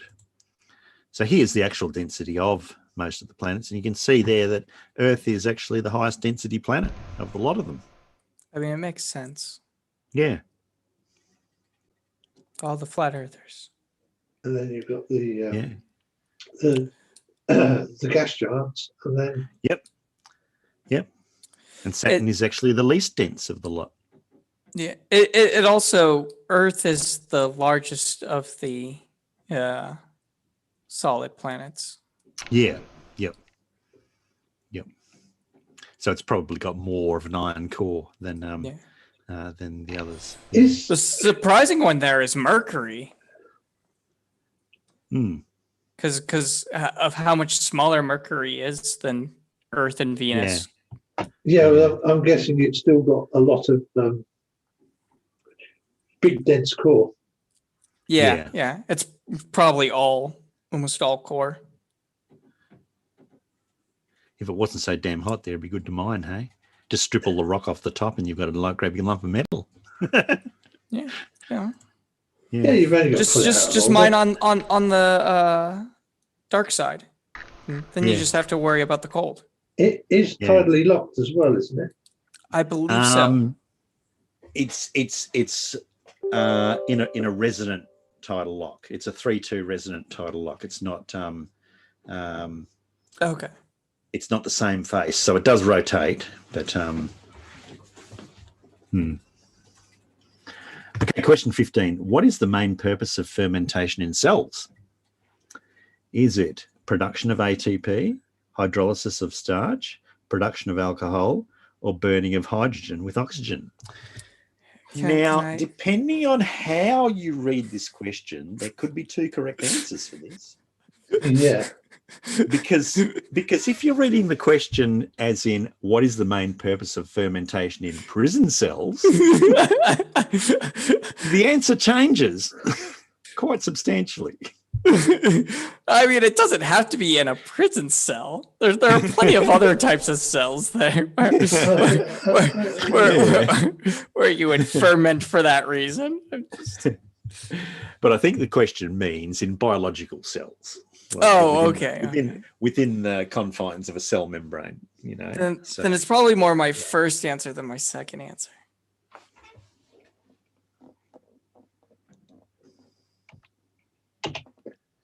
I was going to say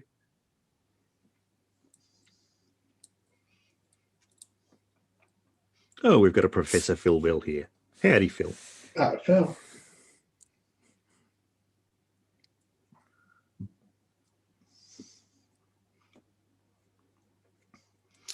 Someone knows their stuff. Carl Edwards, adenosine triphosphate. ATP. And here's the clue. Fermentation.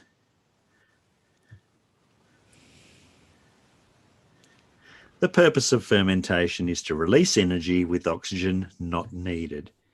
The way it does that is that it produces ATP, which when you combine that, cells use that to release energy. And a byproduct of that is carbon dioxide and alcohol. So the correct answer was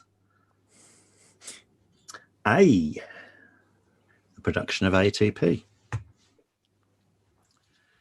Question 16. Which of the following processes doesn't account for an increase in atmospheric CO2 levels? So which of those processes does not account for increased CO2 in the atmosphere?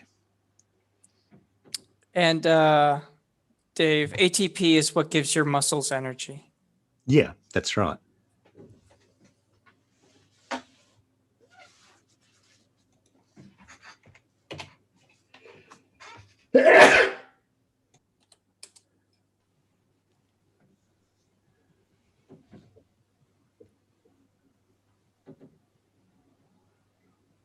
Wait, I might have read that wrong. No, I'm only going to guess.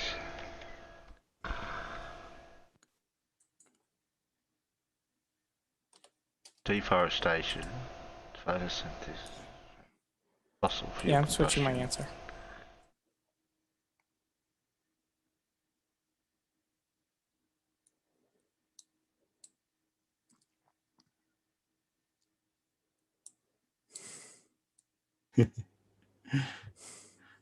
Little Wolf, stop cheating off Carl. Yeah. So this diagram might not be a real big hint, but it kind of puts you on the right track of the way to think about it. So if the amount that's in the bath is the CO2 in the atmosphere, you've got emissions, which are things running into the atmosphere, putting CO2 into the atmosphere, and then you've got the drain there, which are things taking the CO2 out of the atmosphere. So with deforestation, what you're doing is you're taking away the things that take the CO2 out of the atmosphere. So that would contribute to increasing levels of CO2 because there are other things that put CO2 into the atmosphere. The plants take it out. So if you've got less plants, you're going to increase the CO2 in the atmosphere. Photosynthetic processes. Well, photosynthesis basically takes CO2 out of the atmosphere. So that wouldn't account for an increase in CO2. That would account for a decrease in CO2. So that's the correct answer. Oh, I had it right. Okay. Yeah, plant respiration. Fossil fuel combustion is going to increase CO2 in the atmosphere, obviously. I thought plants respirate By doing photosynthesis. oxygen. Yeah, but that's why that confused me, because B and C, what is the difference in the way that you're using them? One's the terminology, one's the actual process by which that happens.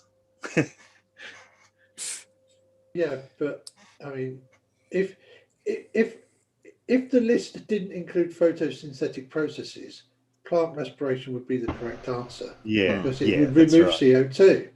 Yeah. So while I'm technically So- correct, I'm going to stick with it. Okay. Question 17.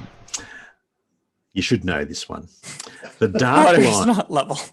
You should know this one because you've already guessed who the scientist is. The dark lines constituting the absorption spectrum exhibited by sunlight are frequently called what? Fresnel lines, Fraunhofer lines, Fermi lines, or Franklin lines?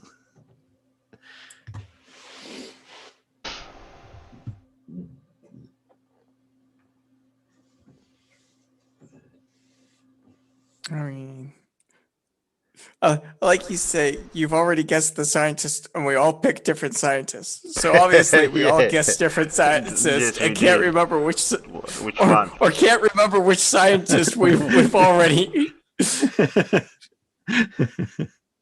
Yeah. I was going to say, come on, at least those of us in the Zoom meeting can look up and see the name.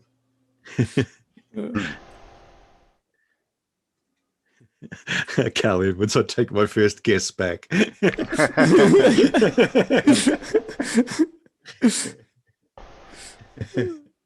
Oh dear. Yeah. Yeah, and if you got the scientist of the day, it was Joseph Fraunhofer, who discovered these lines and studied them. So he was the one that invented or developed the invention of the diffraction grating, which allowed people to study this very kind of thing. Oh, that's what you meant. Yeah. I forgot about him. Yeah. We weren't paying attention, children. Yeah. You know, it's past 3:30 in the morning. So no. No excuse. No excuse.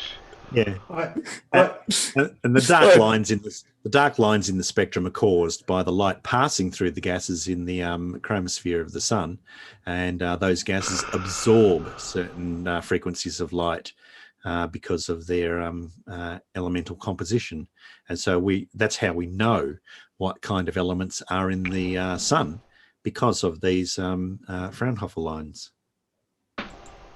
yeah. So the answer was B.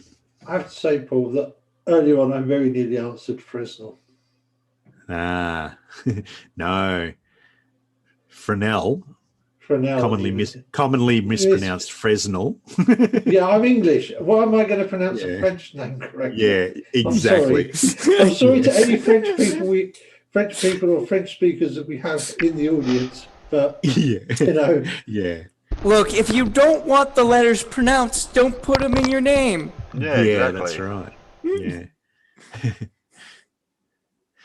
Yeah, I've got a friend whose maiden name before she got married, her surname was Groocock.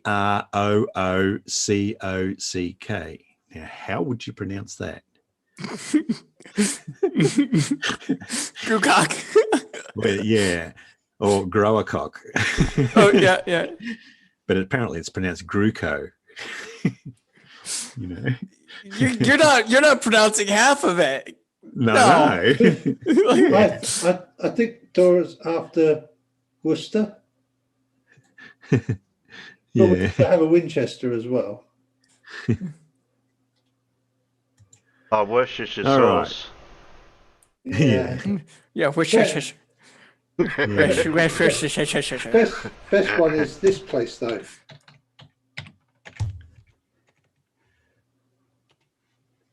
There we go. That pronouncing that will get you going. Oh, that one, yeah. Yeah, don't forget to change Habsburg. it back to the internal, John. That one. I have. Yeah. Okay. Question It's 18. Haysborough. Yeah. What form of No, it's radiation? not. What form of radiation most closely resembles X-rays? Is it alpha, beta, gamma, or neutron?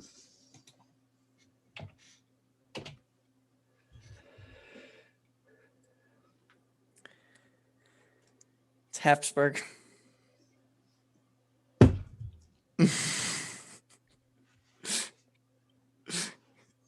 Dora, that's why she got married.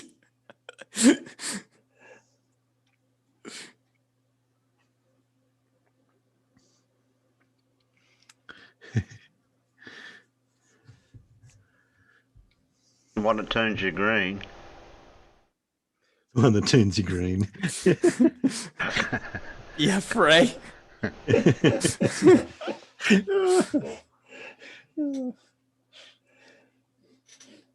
No, That's no. all right, Stevie. I'm perfectly calm today. The Y ray. I've put an app on my Chromecast today that that allows me to watch old movies for free, like really old movies. Oh, nice. And I've watched a couple of sci-fi ones today. Teenagers from Outer Space. The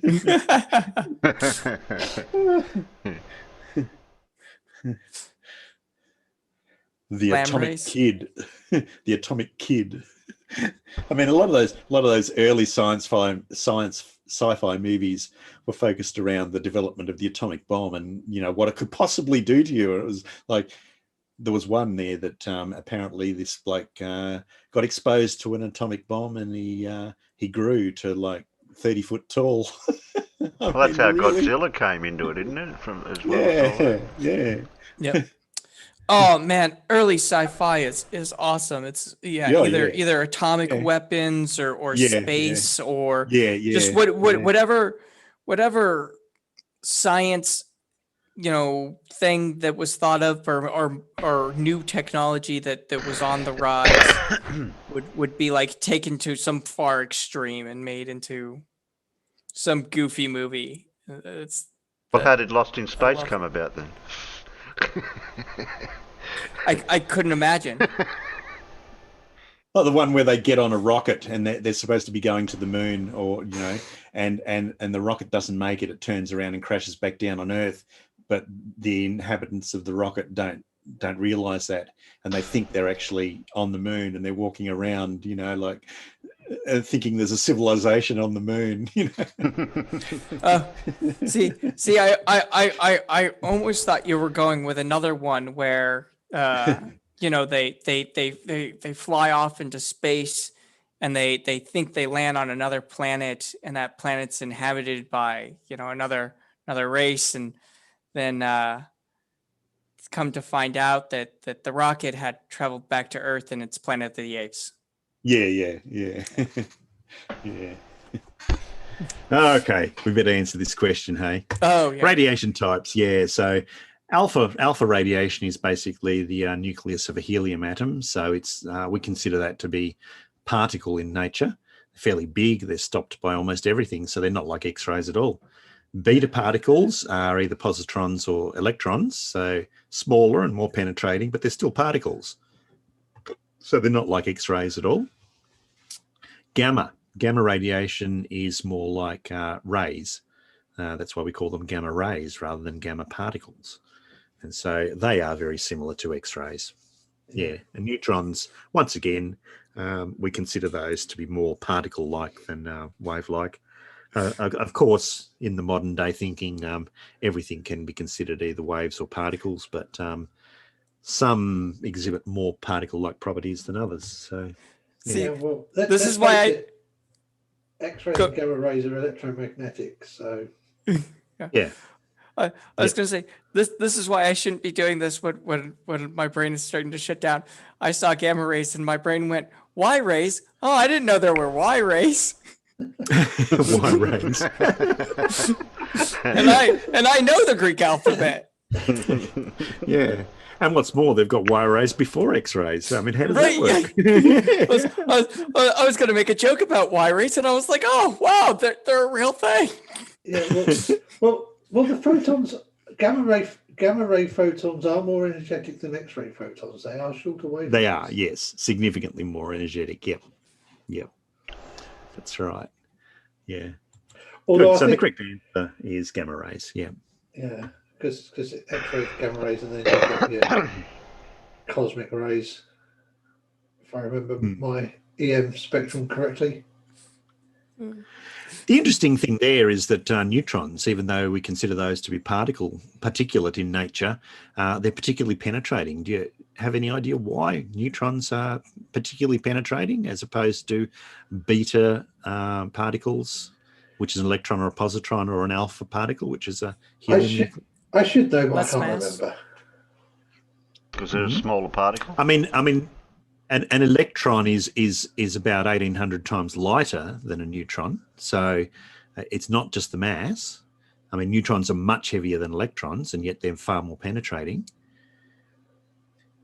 It's because the neutron has no charge. So it's not deflected by the other components of the atom. So, yeah. Yeah, it would have to pretty much directly hit another component of an atom to be absorbed. Yeah, that's right. Yeah. Correct. So it's going to want to hit but it's going to want to be fired at big atoms. Yeah. All right, question 19. Name the Greek philosopher who first proposed the idea that matter was composed of small, indivisible particles. Who was it? Oh. Who did it? Who done it?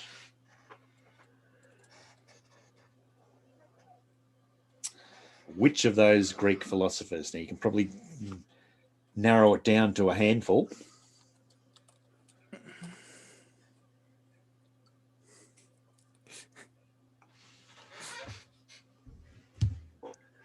Platosaurus.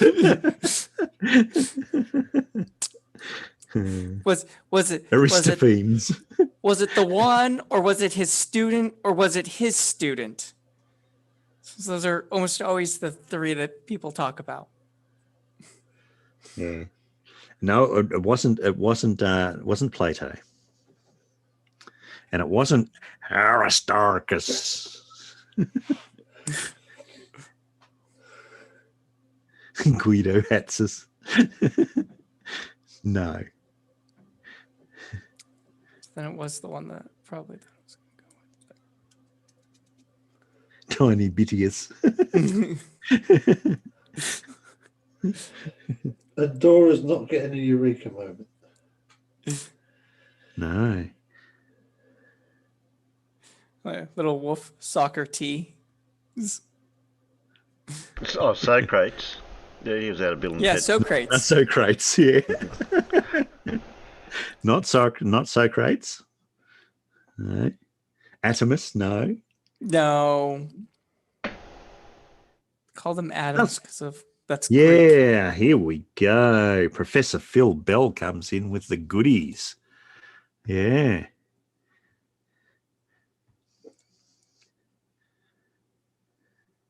But he's got two names, or is it which one? Yeah. Yeah, he does. More commonly known as Democritus, though. I was going to say, or as the I flat don't know earthers the would say, Democritus. The Democritus, yeah. Yeah. he invented the Democrats, obviously. Yeah. Yeah. Democritus. Apparently, you guys have covered this before. Have we? Oh, probably. Oh, you got a good memory, Carl. Dave Kennedy, Eusebius the drinkers. All right, last question. Mm-hmm. What planet comes closest to the Earth? Oh, this is a tricky question. There is more than one answer to this. Really? Well, only Yep. what? Okay. And if I remember correctly, Yeah, I'm This thinking of one. those two. Yeah, but which one?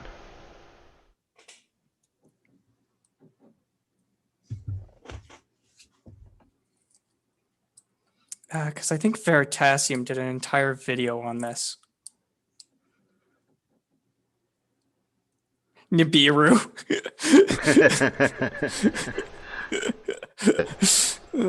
Oh, that solves it. No. Planet X, everybody knows, is behind Jupiter. Milkman Dan, you should have been on the Four Swordsmen channel last night. We watched the Godzilla movie all about that. Okay. For those of you that put Mercury, think about it. I mean, the orbit of Mercury lies entirely inside the orbit of Venus, But that doesn't matter. Which lies entirely inside the orbit of Earth, so it can't be Mercury. It actually is part of the time Mercury, though. Huh? Part of the time Mercury is the closest planet to No, it's actually the question- most of the time. Most of the time, question- the closest planet to Earth is but Mercury. That's not what the question asks, though. The question quite plainly asks which planet comes closest to the Earth. Not which planet is the closest to the Earth at the moment. It's which planet comes closest to the Earth.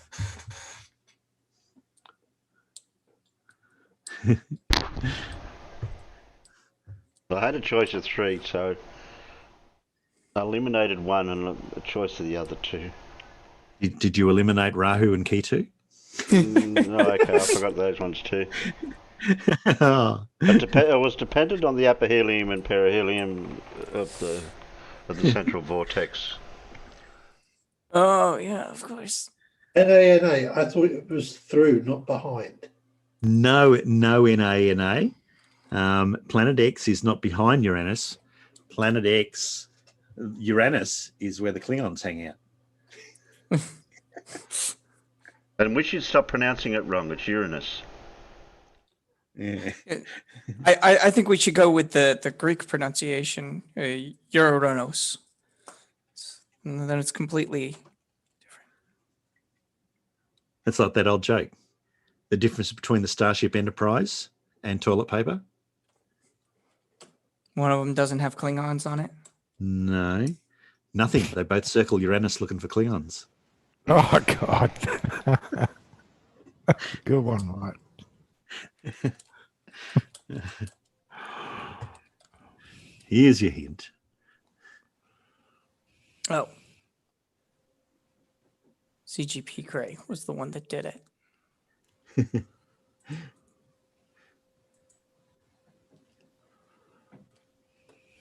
Not to scale. Yeah. Not to scale, yeah. But the correct answer is Venus. Hey! Venus, I think its closest approach. Closest approach is about 43 million miles, I think. Wow, that's close. Whereas,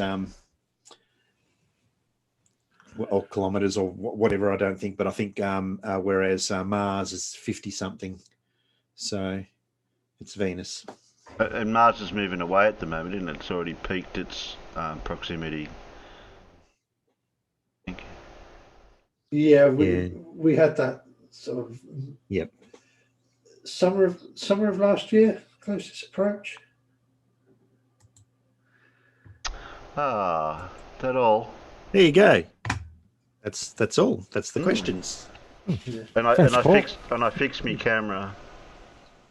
Oh, good. That's why NASA threw. That's why everybody's been throwing probes at Mars last year, wasn't it? Because it was nicely close. Yeah. Close rotation. Yeah.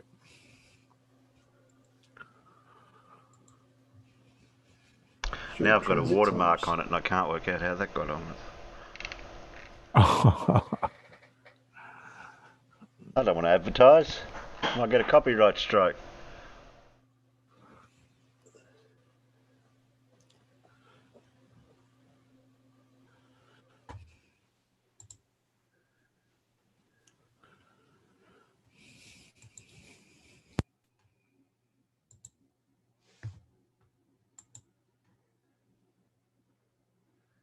So have we got some.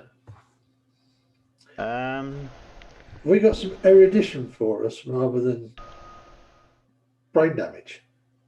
Well, I did want to play Blue's video. Even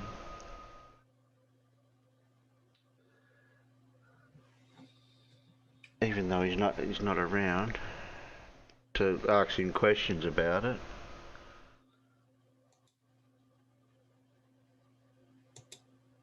Which would have been nice. We could have spent a little bit of time on that. Don't know if he's around at the moment. He wouldn't be up this early.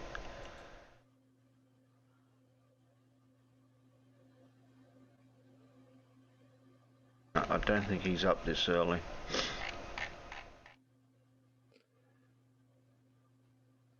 Or late.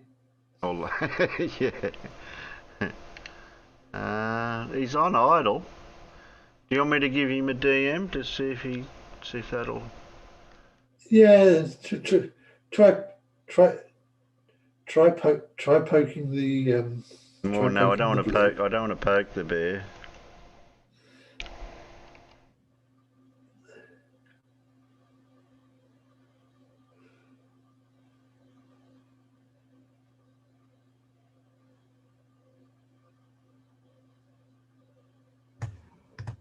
Yeah, I'll just send him a message. Oh, we need to play some of. Professor Phil says, have we played any of his new videos? Well, I think the answer to that is probably no.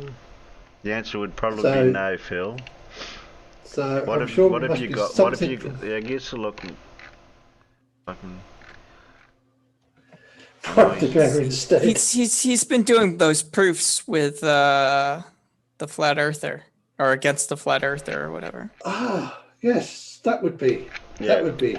that'd be it. I've seen 2 of them. I haven't seen any more from him though. So I don't know if there's another one out there. And YouTube just didn't show it to me.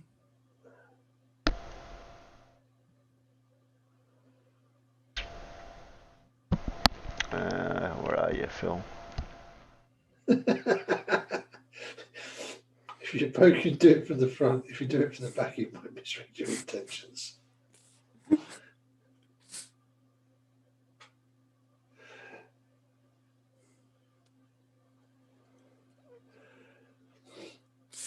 Now I'm just thinking of Super Troopers. Yo, bear. Flat Earth Boss QE says dumb stuff on the internet. That was 3 weeks ago. Flat Earther E1, I suppose that's episode 1. Quantum Eraser does it again on 24/7. Or last one a week ago. Mystery Proof 2, a new mathematical proof for a. Come on. I can't read it. That's the last one I saw from him. Was the one a week ago. Oh, proof for a very useful proposition in geometry. Yeah, that one's pretty good, and I think it's short. Yeah. I don't know the other 2 that you read though. Renee and me, you got to blow in the bag before you come on.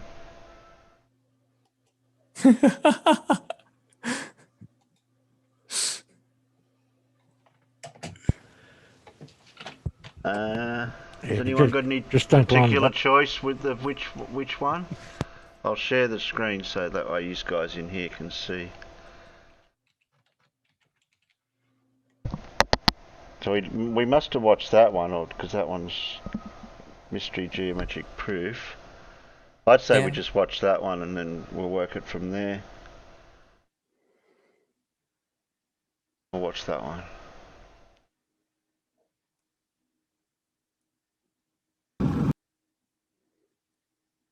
This one seems to have Wally in it as well for some reason, so... Did you pinch a bit of Wally, did you? Okay.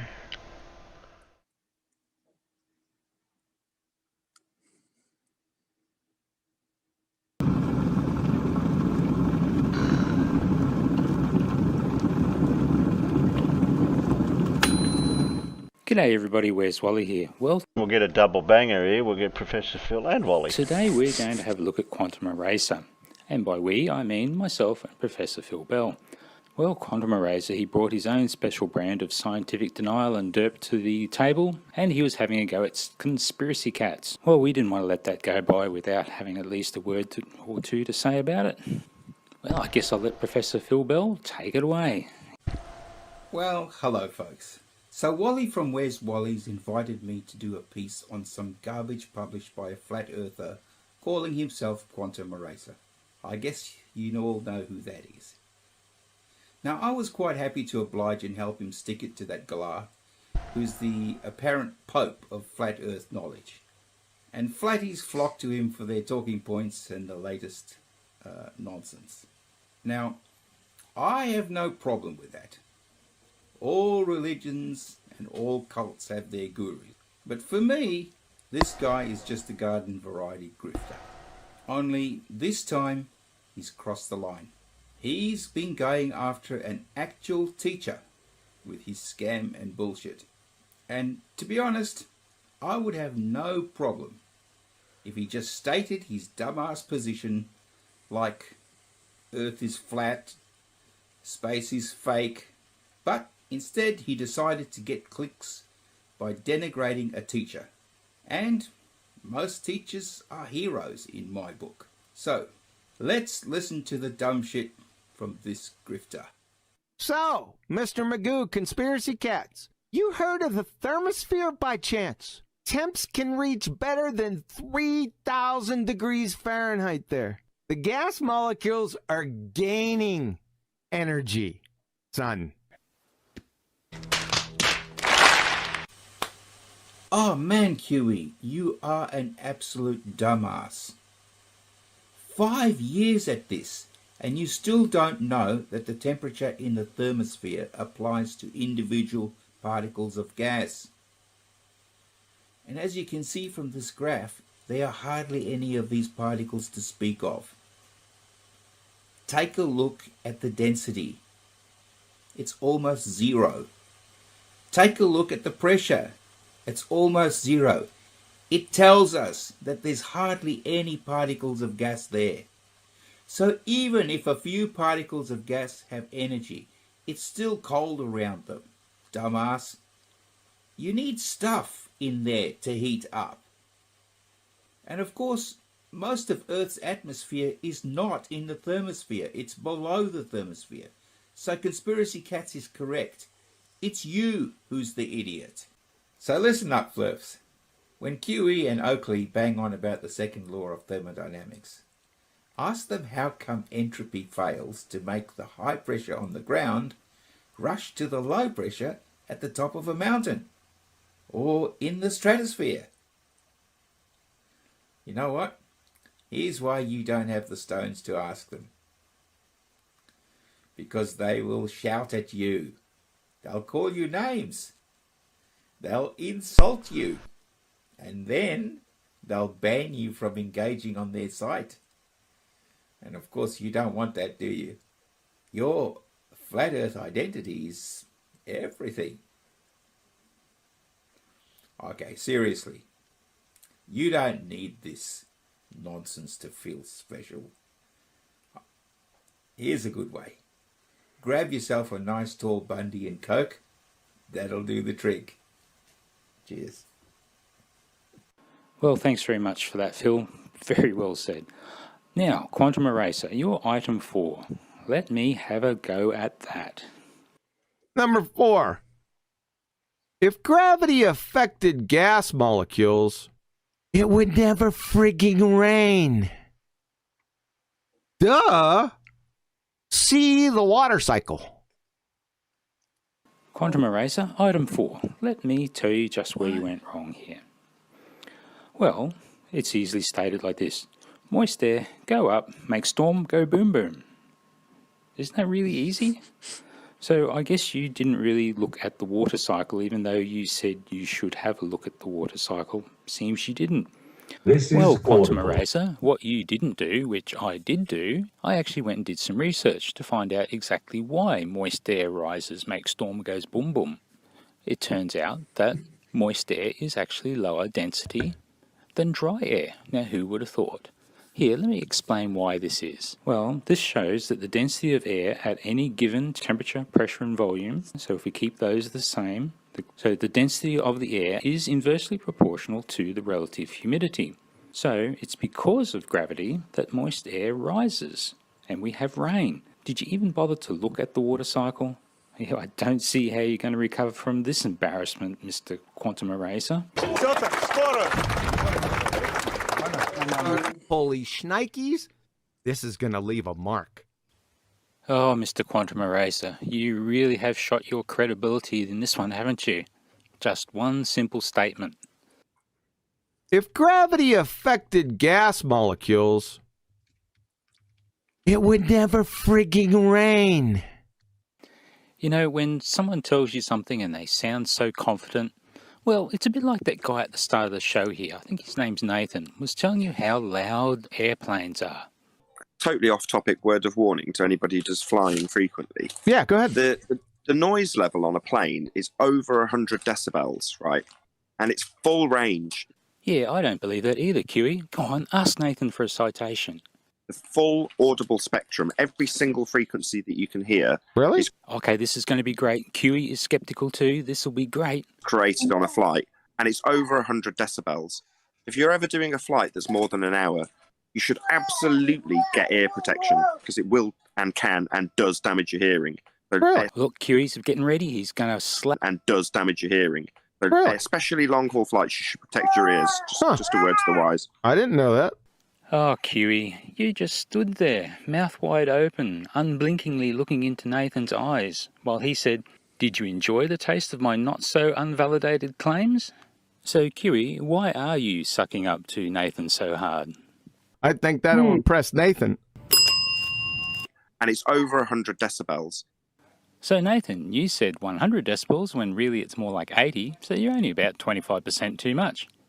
Oh, well, you crack me up.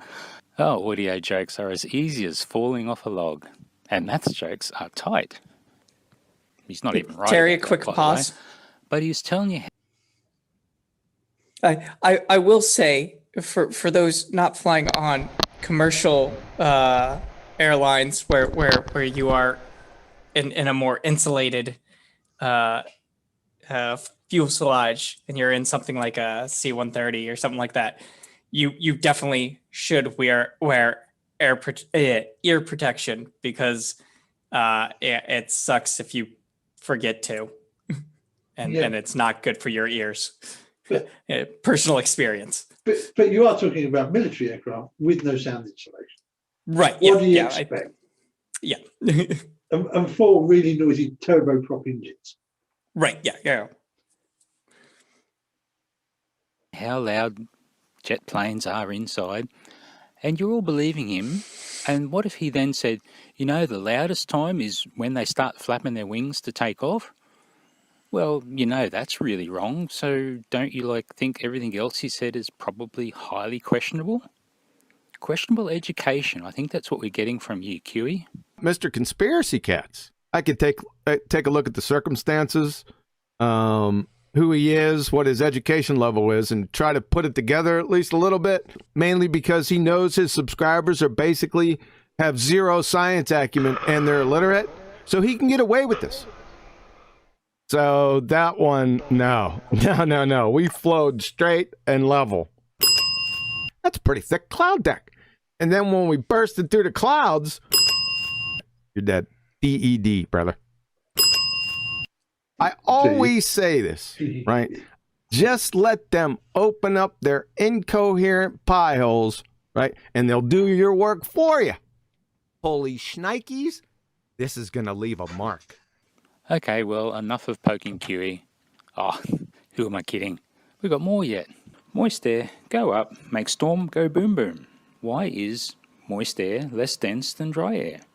Well, it's really simple, barely an inconvenience. Let's have a look at the chemistry. Air is 21% oxygen, 78% nitrogen, and a few other bibs and bobs like argon and carbon dioxide thrown in there just for fun. You agree with that? I'm sure you do. And I'm sure you will agree that PV equals nRT, the ideal gas equation, is a thing. Yes? Of course you do. So from that we know that for any given pressure and temperature and volume, so if we keep those three the same, the number of molecules inside that volume is exactly the same, regardless of what type of gas is in there. So that means if we add water vapour into this given volume, we have to kick out some oxygen and nitrogen to do that.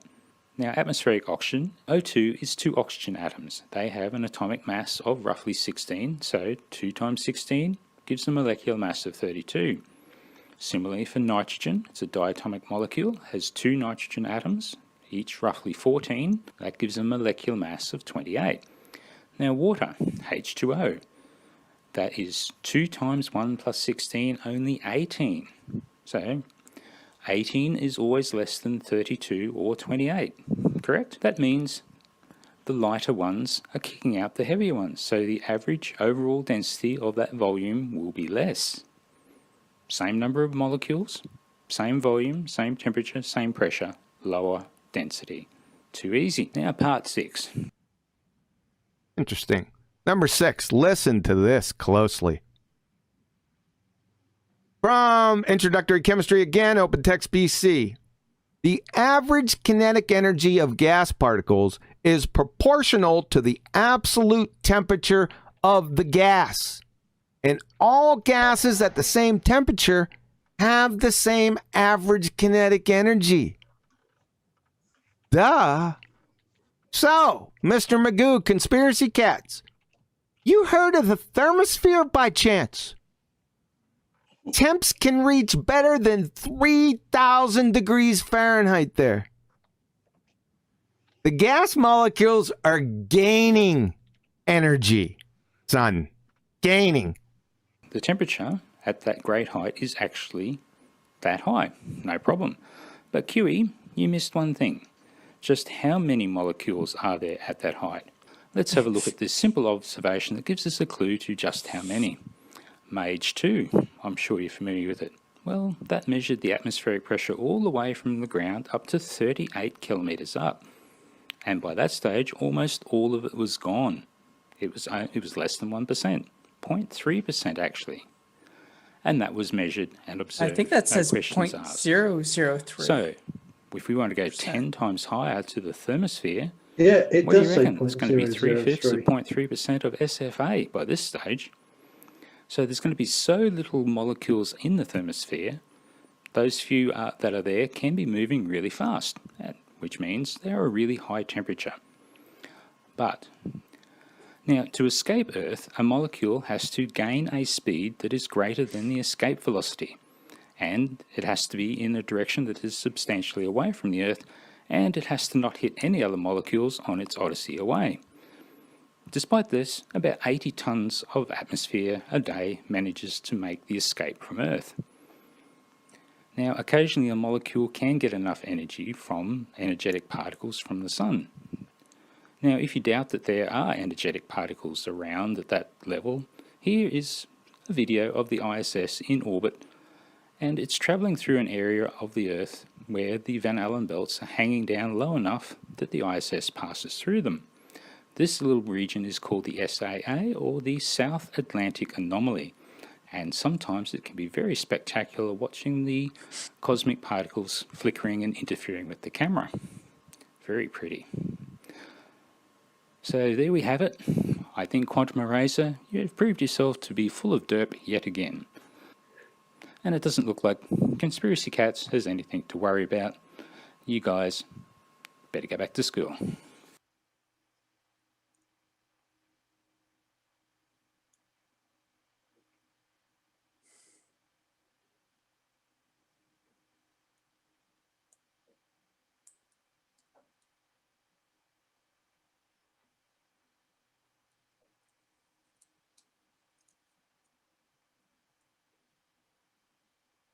Well, there you go.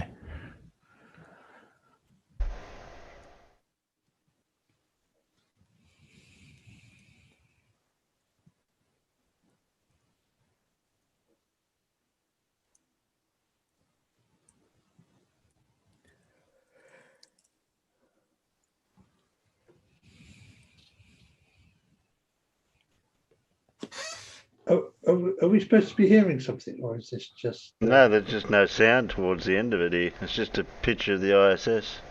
I was going to say, it looks like it's just ISS. Yeah.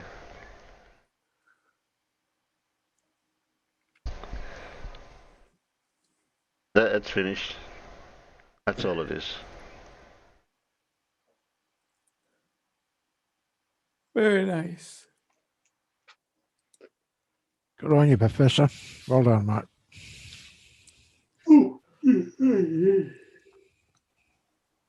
So it can't rain because there's no such thing as gravity. Yes, Dora, there's definitely no sound in space. Yeah, that's true.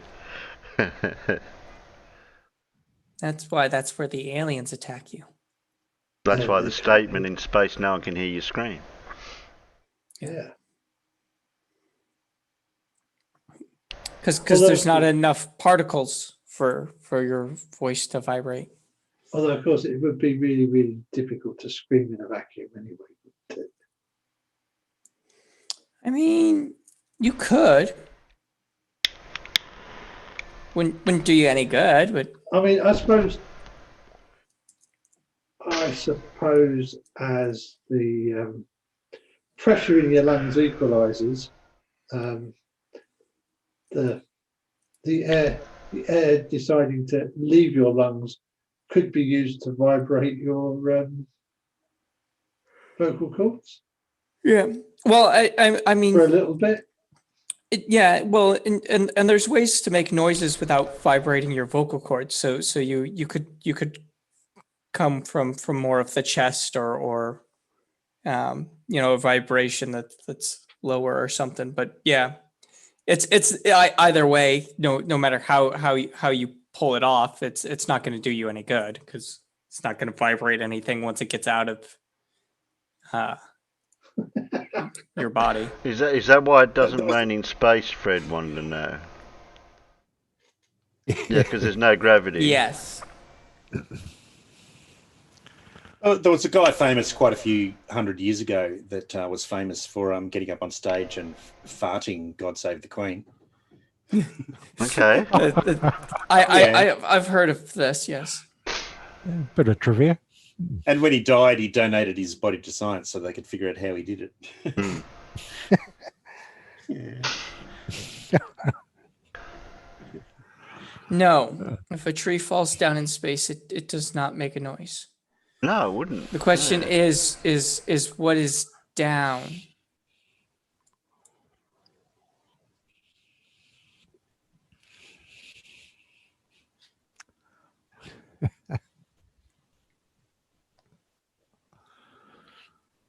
In that case, I think it would be tree goes, boom, boom. What's the next?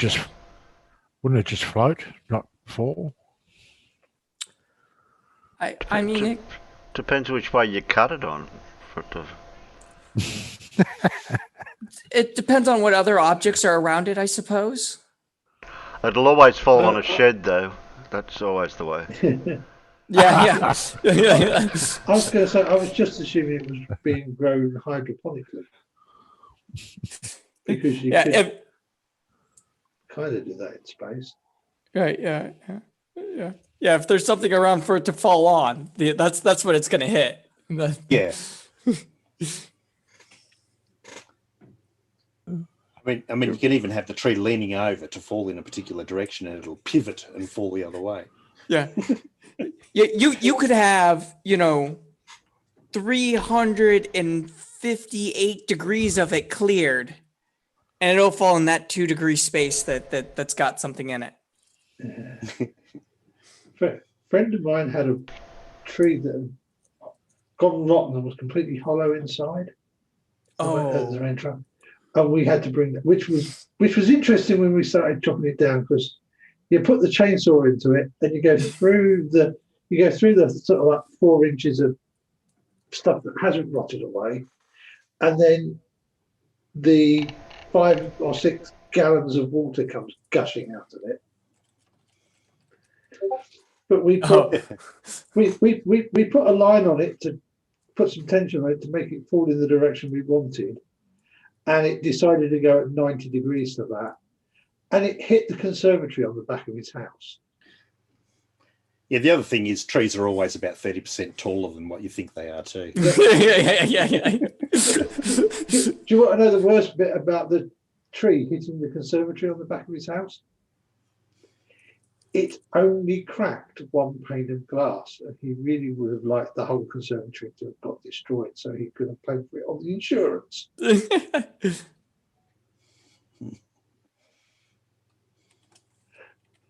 Yeah, drop a tree on a glass conservatory, crack 1 small pane of glass. Space might be flat, but it's not level. Or horizontal.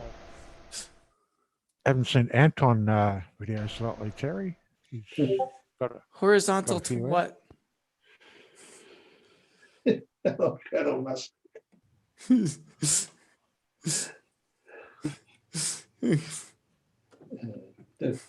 Irish, do we now have to break out into the lumberjack song? No singing. Oh no, that's right. Yeah, okay. I won't. I promise.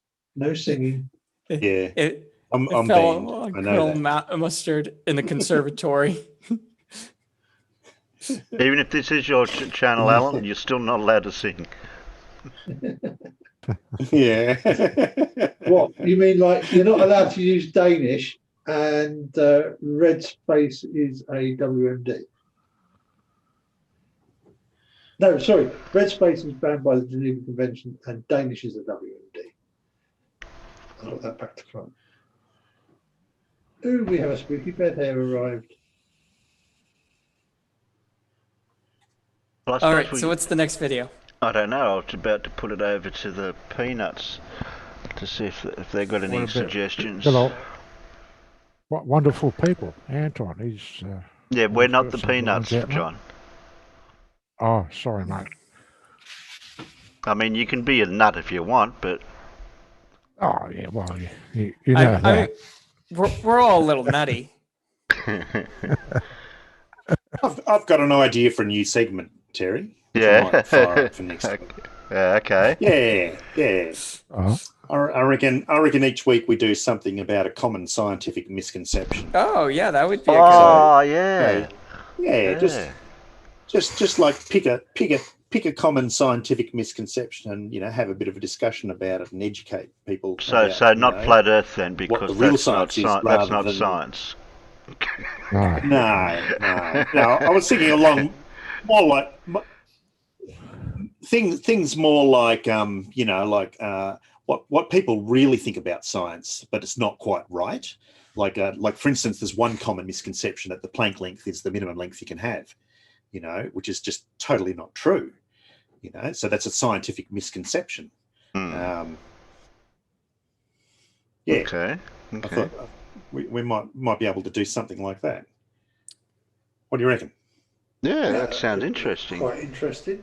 Yeah. I watched a video from Adam Savage today that was on airplanes taking off that apparently is pretty hotly debated. That if you had like a treadmill type runway, right, something that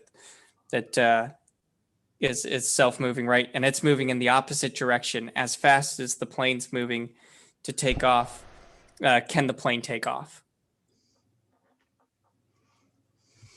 These are what I'll share my screen. You might be able to see me watch later list, Paul. These are what I've been looking at. Can you read that from your side? Oh yeah. Yeah, there's that one, and then I was looking at funny joke things. Oh, these ones. I thought we'd already done these ones. Yeah, we've done a lot of things like that, but I can always revisit some of those, I guess, and redo them.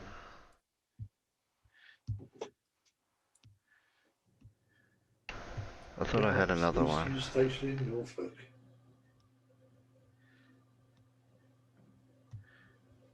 I thought I had a So Dora, the joke plane one. is trying to take off. So it is the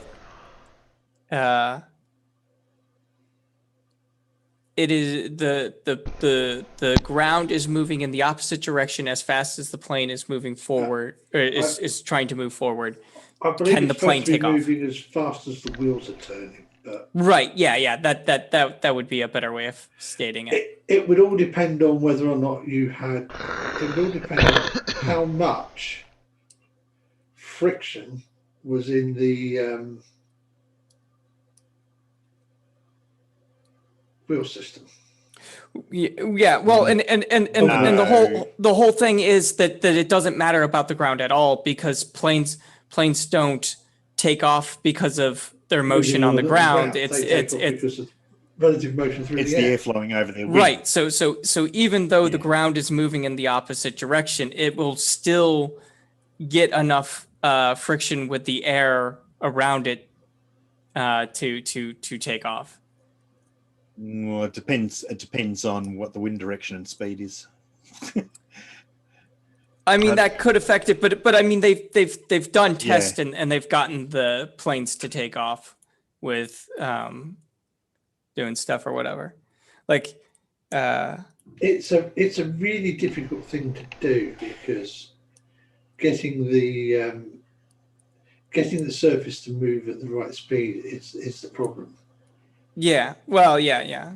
You see, there's two different things here. I mean, if you have some sort of like walkway or conveyor belt thing that rolls along that, you know, goes at the same speed as what the plane is doing, it depends on what sort of plane it is and how it's going. Like if it's a propeller plane, then of course the propellers are going to be forcing air over the wings in the first place. Yeah.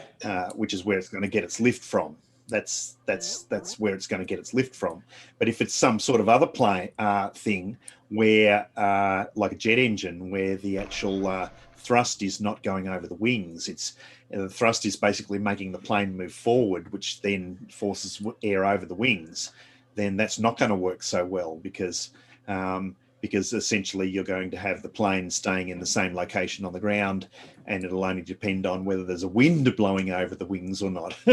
You know, if you truly had the ground moving under the plane and the plane staying in the same position, then of course the atmosphere moves with the Earth, so you would have wind over the plane. But you know, that's looking at it at a different level again. Yeah. Well, and that's the fun is it's a hotly debated thing or whatever, and so it works out that I think the type of plane would matter. The type of plane probably does matter, but in most cases it works out that the plane will take off. I'm sure we could find cases where the air or whatever, but generally stated, I think they're considering that you have, you know, you don't have any strong winds one way or the other that are going to be affecting or whatever. So you're trying to minimize. It's more about the ground movement versus the plane's forward movement or whatever. But the plane doesn't have to make forward progression on the ground to get airlift. Yeah. Oh, Paul, can I just correct one misconception that I think people have? Aircraft driven by propellers don't blow. Basically, just use the air movement to pull themselves along. You won't blow enough air over the wing of an aircraft. Oh, I know that, Alan. To create any sort of lift. Yeah, I know that, Alan, but you're going to have more movement over the wings from a prop plane than you are from a plane that's got a set of jets strung under the wing. And Demon Orb, this is not counting VTOLs. I didn't click your link, but I'm almost guessing that's what those are is going to be VTOLs. This is assuming a normal plane that has to take off from a horizontal takeoff. Yeah. And I mean, you know, putting the aircraft on a platform and moving the platform forward at like 25 knots will get even a really big aeroplane off the ground very quickly. Yeah, it's surprising how aerodynamic. I mean, is the best way to put it. Planes are designed to be lifted off the ground. So I mean, if there's a strong wind, even larger jets have to be strapped down because they're designed to really be taken off the ground quite easily. Yeah, I mean, most aircraft actually have about 4 times the wing area they need to fly, just because they need it for taking off and climbing. Oh yeah, we had an incident here. You know those big props they have on the wind turbines. Yeah. You know how big they are. And how heavy they are. You know, like it's not unheard of for those things to be like 30 tons, the one blade. Yeah. You know. And they're transported on massive big semis, you know, like, and they go through the middle of our town here, and they have to go so slowly around the corner because they only just fit. It was like a really strong wind, and they for safety reasons couldn't go on the road, and they just had the trailer sitting there, and the wind got so strong that it actually lifted the whole thing up in the air, like blade, semi-trailer, and everything, and flipped it upside down. Yep. Yeah. Oh, no name figured it out. It's because the wings are full of helium. Yeah. Ah, you got us. Yeah. Yeah. You'd think they'd turn the damn blade the other way up, wouldn't you? So that if there's wind blowing across it, it pushes it down into the ground, not lifts it up. I mean, here's a good misconception too. I mean, we've all heard that GPS satellites have to take Einstein's, special relativity into consideration to get accurate results. Does anyone know the reason why? Because of the distance away. The way that I've heard it explained, at least, is because of the distance away from the Earth.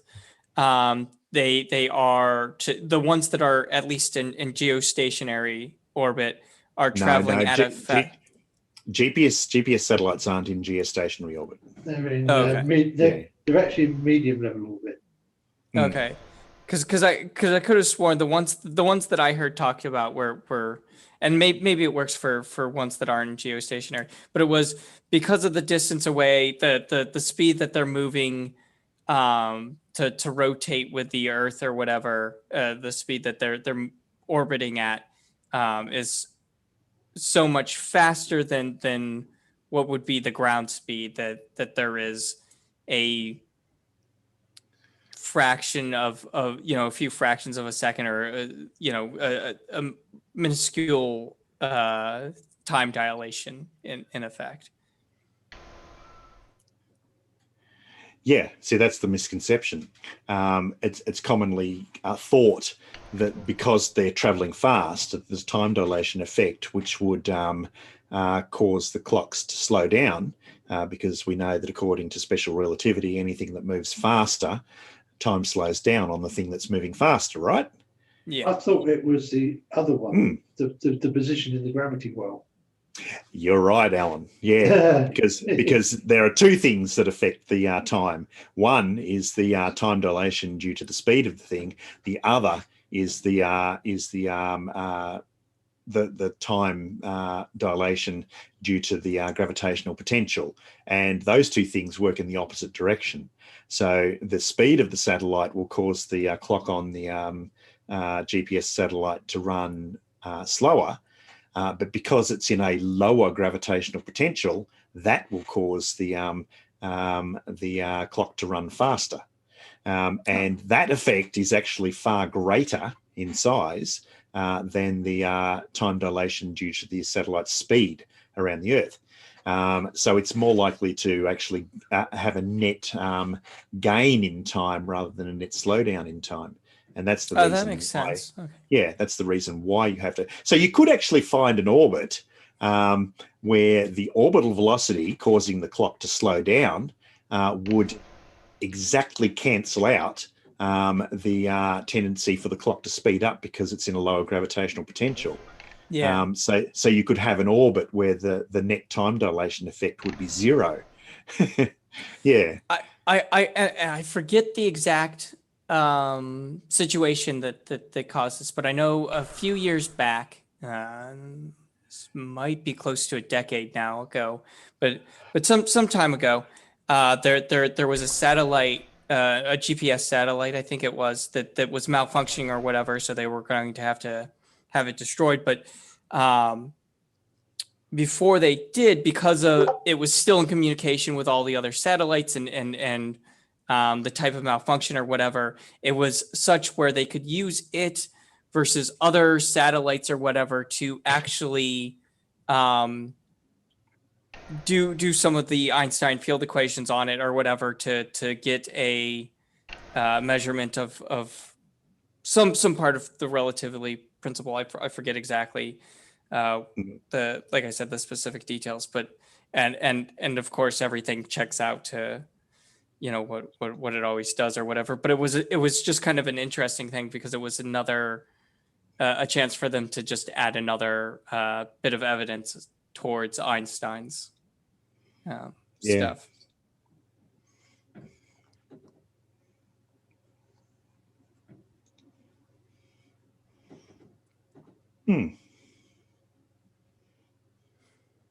That's a good one. And it makes sense once you explain it about the gravitational well or whatever, even though that's not normally thought about.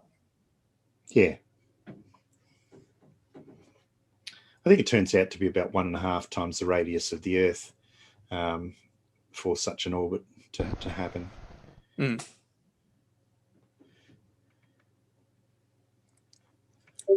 Yeah.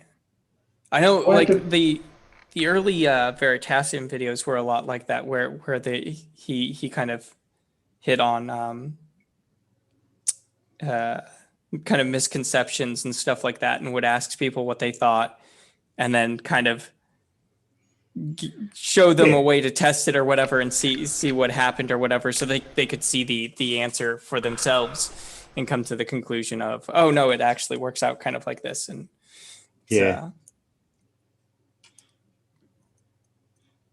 So I think the answer for John Stock there for that question is because they use fluid dynamics to fly under the water. Well, because they evolved from birds, so why wouldn't they have wings?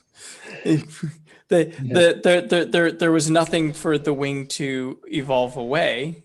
I don't think penguins do have wings. They have flippers, don't they, rather than wings? No, they have wings. They're front wings. I mean, they use them more as like flippers, but they're wings. I mean, ostriches have wings. Yeah, I mean, the ostrich wing is even more is really. Yeah. Or I think kiwis even have like barely the structures or whatever for them as well. I believe that ostrich wings are actually much more like the little arms on the front of a T-Rex. Hmm. Yeah, I thought the penguins didn't need to hold the laser guns, because I thought the laser guns were inserted in the left eyeball, a la the Borg. Oh, I thought it was just strapped to the top of their head.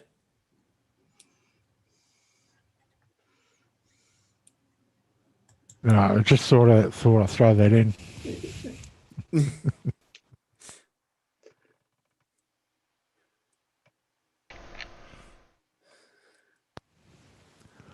Oh, we got any more videos?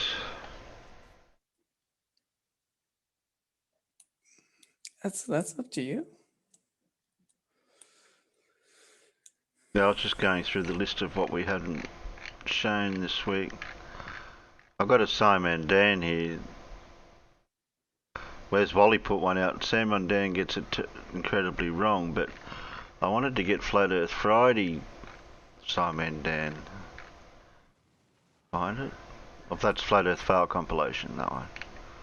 Yeah, he did the fail compilation this week. I'll throw that in. Because it's that time of the month. No, Dora, kiwis can't fly. The Flat Earth Fail birds.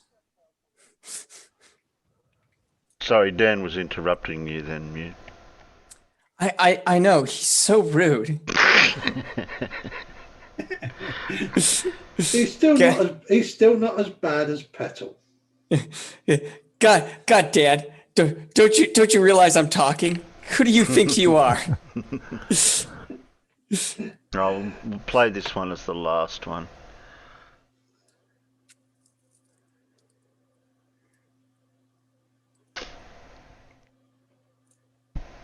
The Flat Earth Fail compilation is something of an institution on this channel. What started as a humorous look at some of the flat Earth proofs out there has morphed into a juggernaut of failure that is gaining momentum every month. This is the Flat Earth Fail compilation, episode 22. So he's done 22? Yeah, okay. Almost 2 years now. Hello all and welcome along to another episode of Flat Earth Friday with me, Simon Dan. Thank you very much for joining me. Yes, the Flat Earth Fail compilation is back. But before we get into that, a quick word from our sponsors today, Missed Apex Podcast. If you're an F1 fan, Perseverance Rover, bleep button on Did I go too link far? is in the description. Right, back to today's video, which is the 22nd edition of the Flat Earth Fail compilation, and we start with the one and only Level Earth Observer, who gets a bit sweary about the Mars Perseverance rover. Bleep button on standby. And people wonder why I get off for this stuff. 2.7 billion for this fucking charade.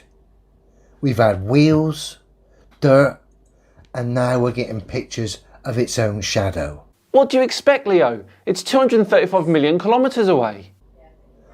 All whilst Not even that. millions It's on a suffer. planet. And they've even got the cheek to put some kind of spacey, dreamy kind of music to get your imagination going. Oh, let's all get blown away by the shadow of the rover while we all fucking suffer. What do you mean suffer? That 2.7 billion has all been pumped back into the US economy, has it not? It's not taken onto the surface of Mars and chucked all over the place by the rover.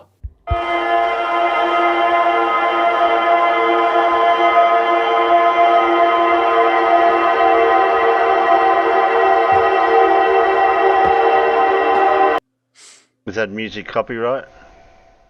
It shouldn't be. You should be safe.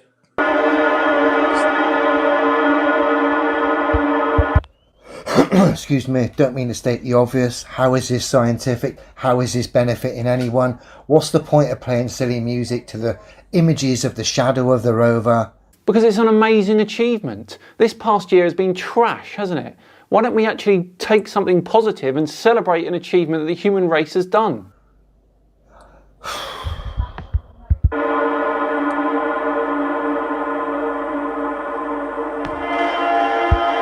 The only shadow I want to see is of some geezer stood next to this thing with a sledgehammer, smashing it to pieces.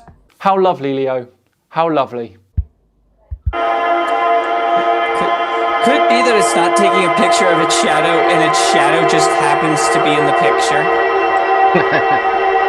What's more, I'm guessing that the shadow is moving because of the rotation of the planet Mars. That would be highly logical. Because I noticed the bits of the thing aren't moving in relation to the surface of the planet, just the shadow. Yeah.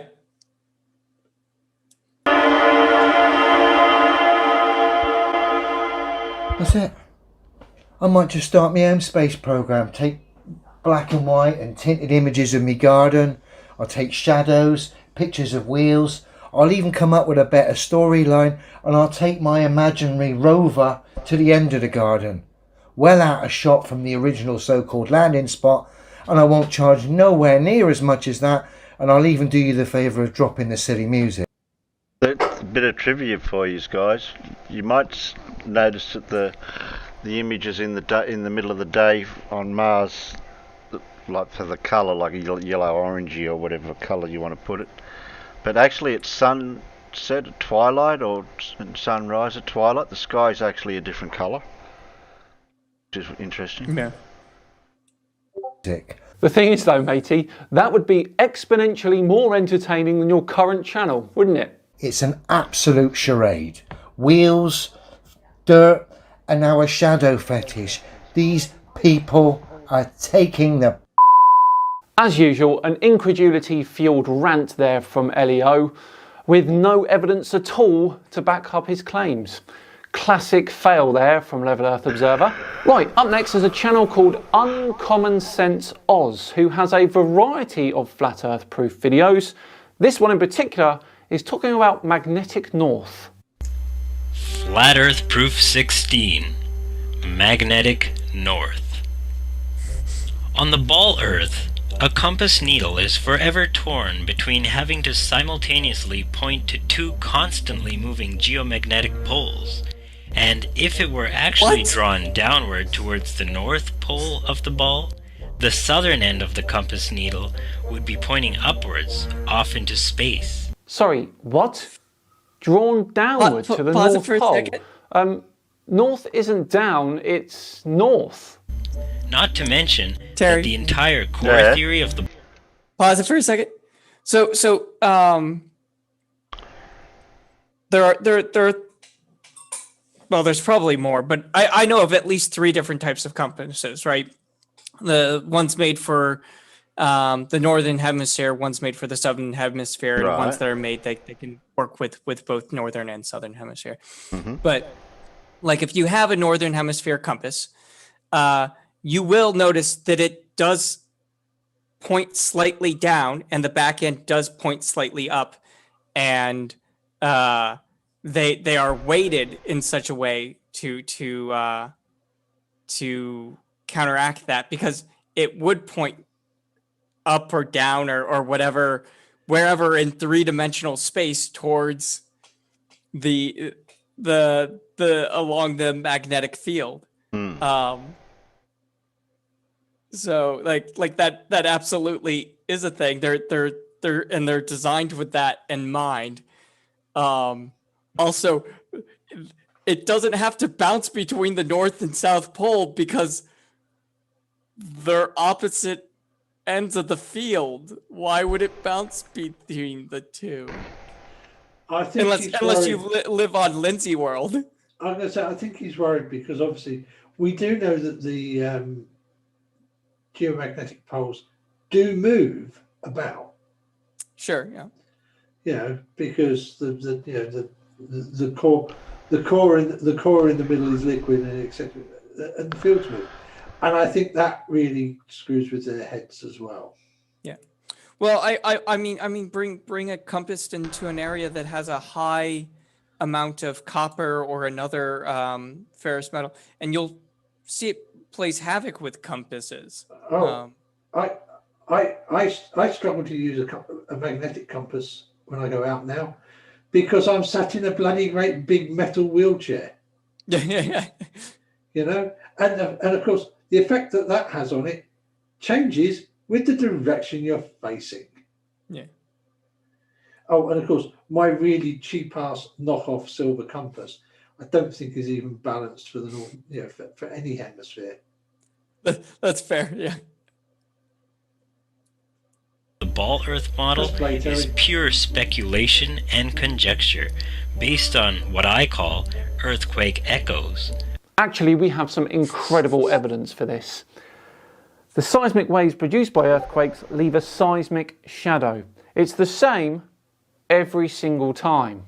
When in reality, the deepest exploration ever was the Russian Kola Ultra Deep project, which only managed 12 kilometers before their drill bits started to seize up and quit.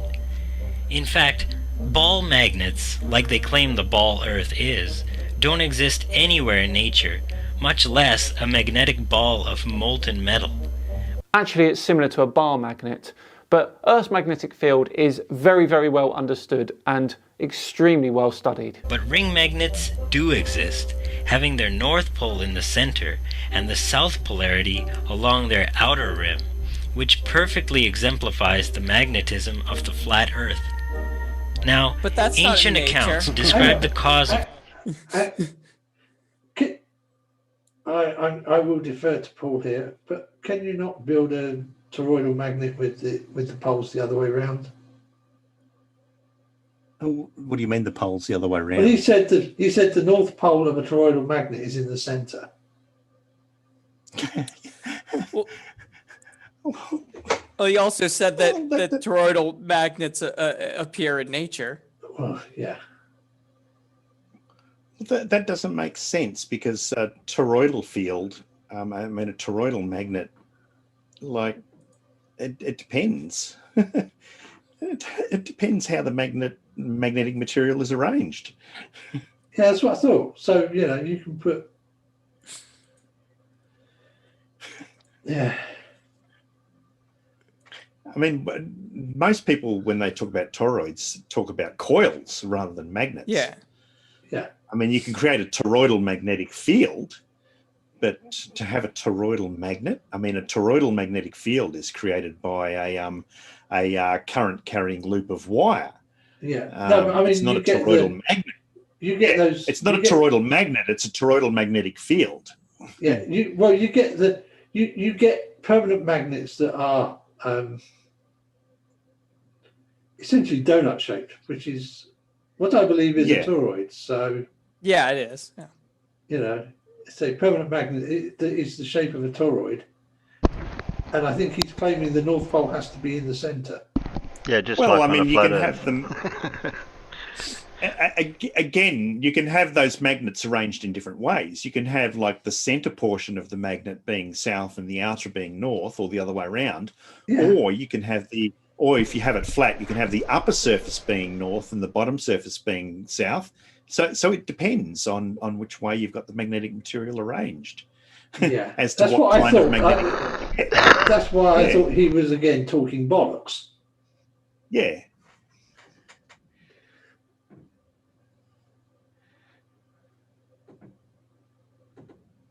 Press play. Sure. Of the magnetic North Pole as originating from a cosmic mountain situated in the center of the Earth plane. Please don't tell me he's going to run with this. Which is also the center of the universe, where 4 rivers feed into the mountain, changing their directions every 6 hours, causing the tides on Donnie's Earth. map. The mountain was also said to possess a magnetic force so strong that it was alleged to be able to pull the nails clean from ships. So investigate the subject for yourself and ask questions. No thanks, because what you said right there is nonsense. Next up is a channel called Flat Earth Rethinking Science. Doesn't bode well, does it? The sun and its arc. The perimeter of the circle is the sun's path. All angles from the perimeter are equally aligned to the center.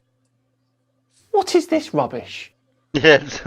Flat earthers get the movement of the sun. Somebody's using a voice synthesizer to. Yeah, I was going to say that's text also a speech. synthesizer, isn't it? Yeah. I mean, like, proposing such a thing, what makes the sun go round in that kind of a circle? What keeps it up there? Oh, don't just wait. We haven't gotten to the crazy part yet. God, you are not here. What? In the middle. You are not here. Are you sure? Oh no, we're not there. Sun wrong because they place themselves in the middle of the sun's rotation.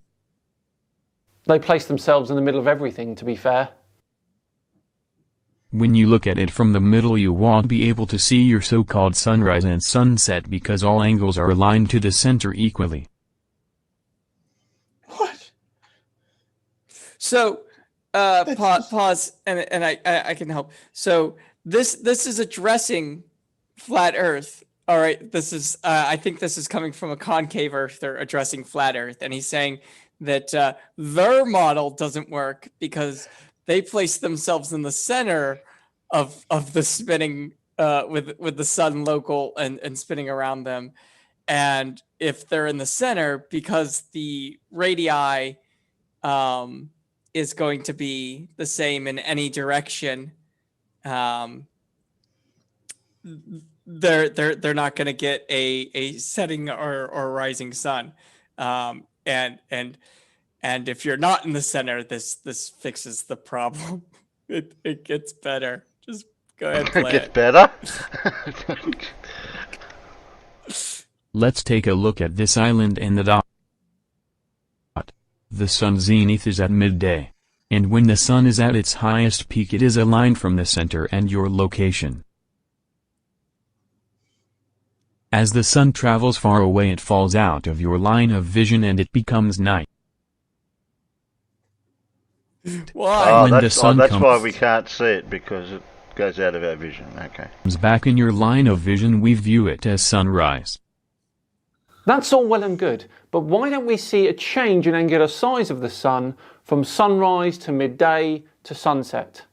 Good question. From sunrise to the zenith to sunset, we see the arc of the sun's path as a straight line. But the sun does not move in a straight line. It doesn't move at all. It appears to.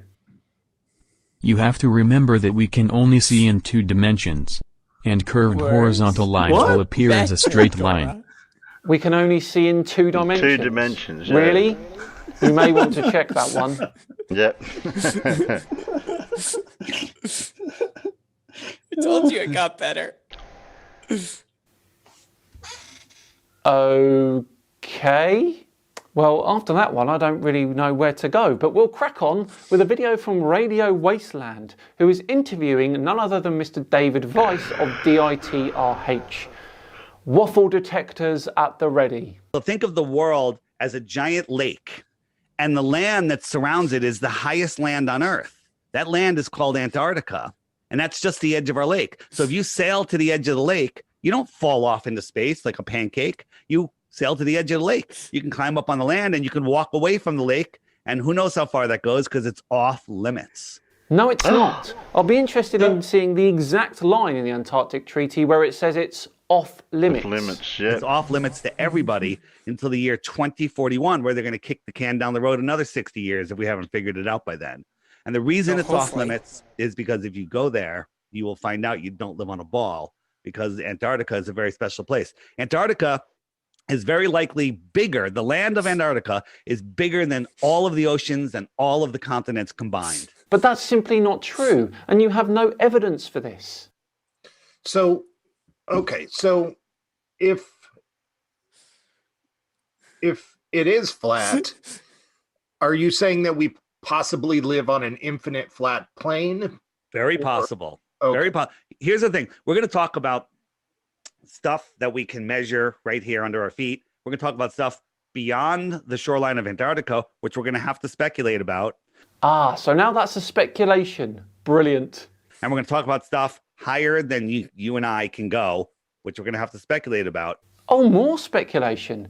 It's almost as if you've got no idea, isn't it? But there's tons of evidence of these things and experiments we can do to support them. You know, some people look at it and goes, maybe we live here. Antarctica is this ring, and maybe there's other worlds out here across the plane with their own sun. That's and maybe where there's Mars another is, ring out here with another sun. And maybe there's a magic wardrobe that leads to another world. And maybe we're inside the bowels of a giant squid that swims an infinite ocean for eternity.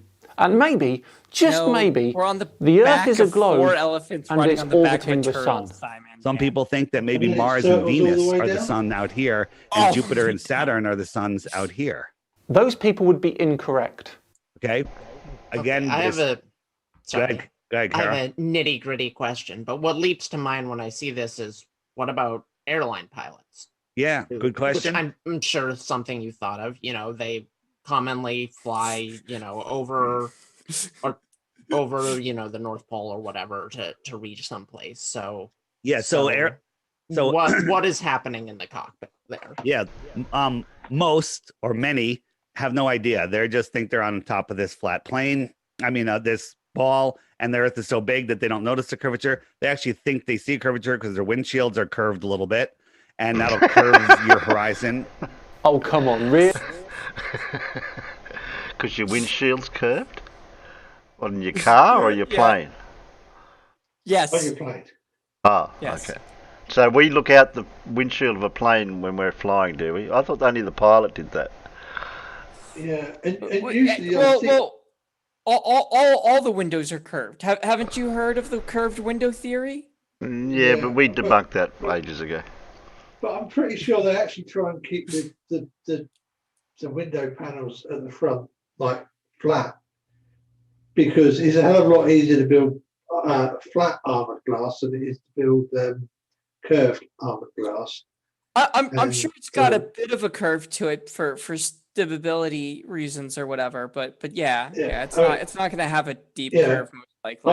Ideally, you want it flat because it works better when it gets because you want the windscreen to be able to stand up to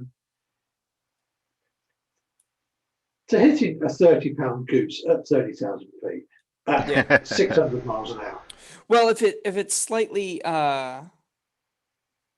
convex, so that it's curved a little bit, then the forces will be directed towards the center of it. Just don't fire frozen chickens at the at the windscreen when you test. Yeah, Mythbusters done that Right. one. Yeah, yeah. Rimfundle's apologising for being late, but Dora said you have to watch it at 10 times speed to catch up. Right, yeah.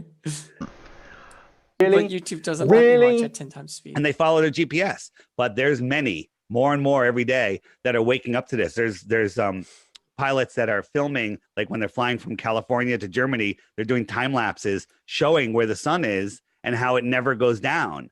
Well, depending on your direction of flight, the sun may indeed stay up a little longer than usual. And it doesn't work on a ball. It only works on a flat Earth. And there's pilots that are figuring out the routes that they're taking make absolutely no sense on a ball. There are no pilots that think that. Because your great circle from like the middle of bloody America to the middle of bloody Europe takes you pretty much straight over the North Pole. Yeah.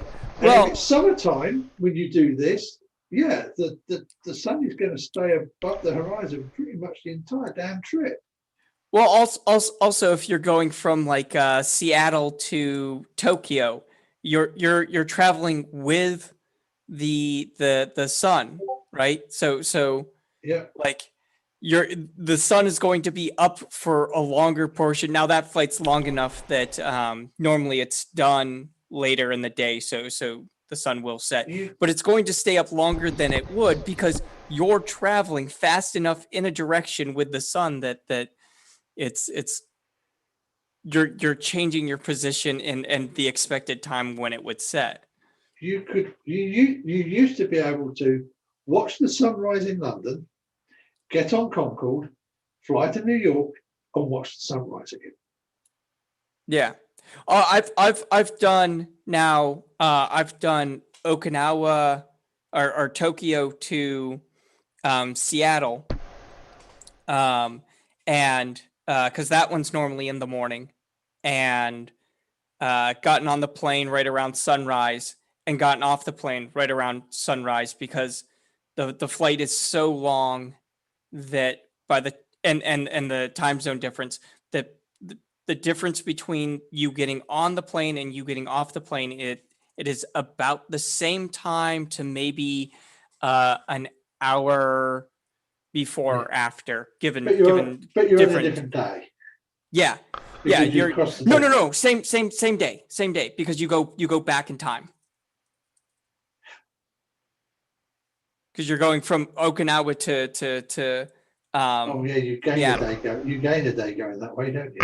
Yeah. So you take off and you land and there is almost no time lost in your day, basically, even though you've been on the flight for over 12 hours. Yeah.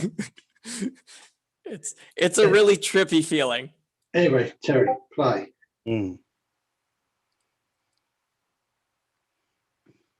That. And if there is, I'd love to meet them. The Qantas pilots, they're figuring it out, and they say that they talk about it openly in their lounge, but they don't talk about it publicly because they'll lose their jobs. We interviewed a KLM woman pilot who said was showing us all the reasons she knows the Earth is flat and stationary. Besides every FAA manual saying treat the Earth as a flat stationary plane, she interviewed with us on our show called Globebusters, and then the next day she was fired.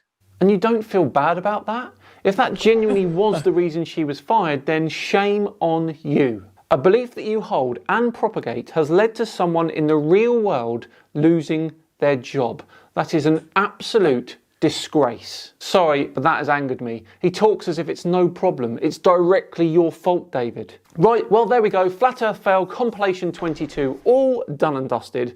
Thank you very much for watching. If you enjoyed it today, then please do like and subscribe as well if the feeling takes you. I've been Simon Dan. Have yourselves a great weekend, and I'll see you on Tuesday for the return of the mighty Kent Hovind.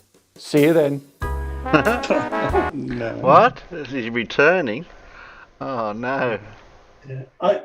Just to nip back to the plane thing, yeah. When you're talking about learning to fly an aircraft, as in the mechanics of flight, it is certainly best to treat the ground that you are flying over as being flat and stationary.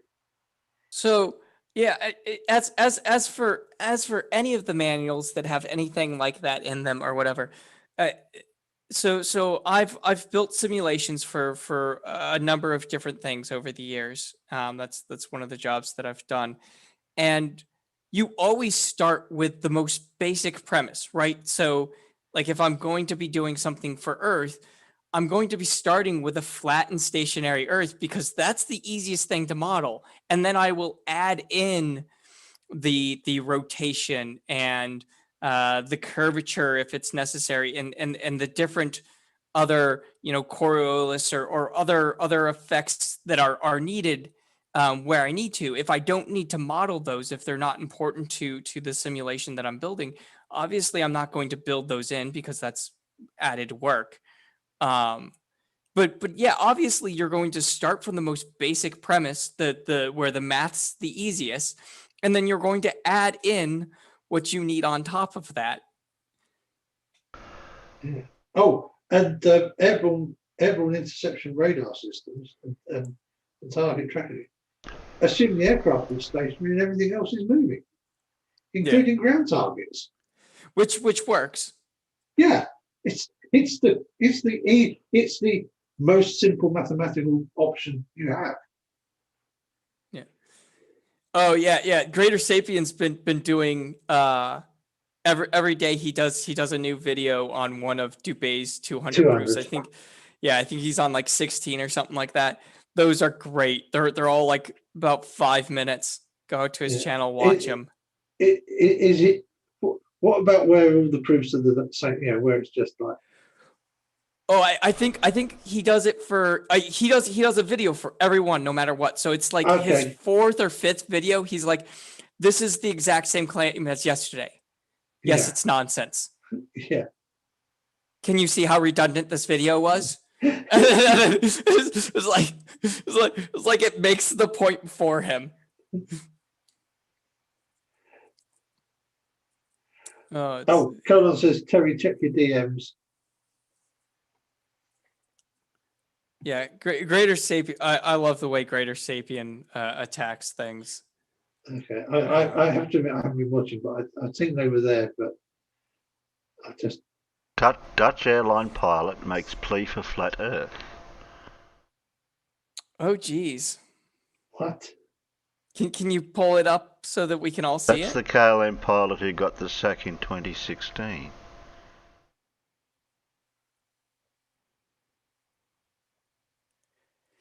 He is going to do them all, Dora. Like I said, I think he's only on 16 so far. I might be off by a little bit because I'm a little behind on my. He's on 6.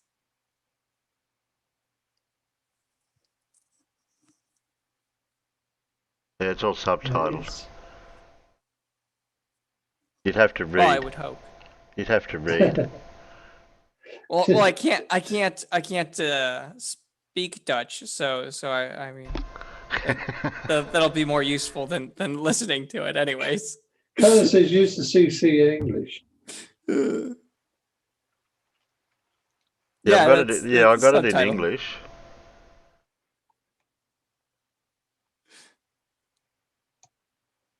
It's in English.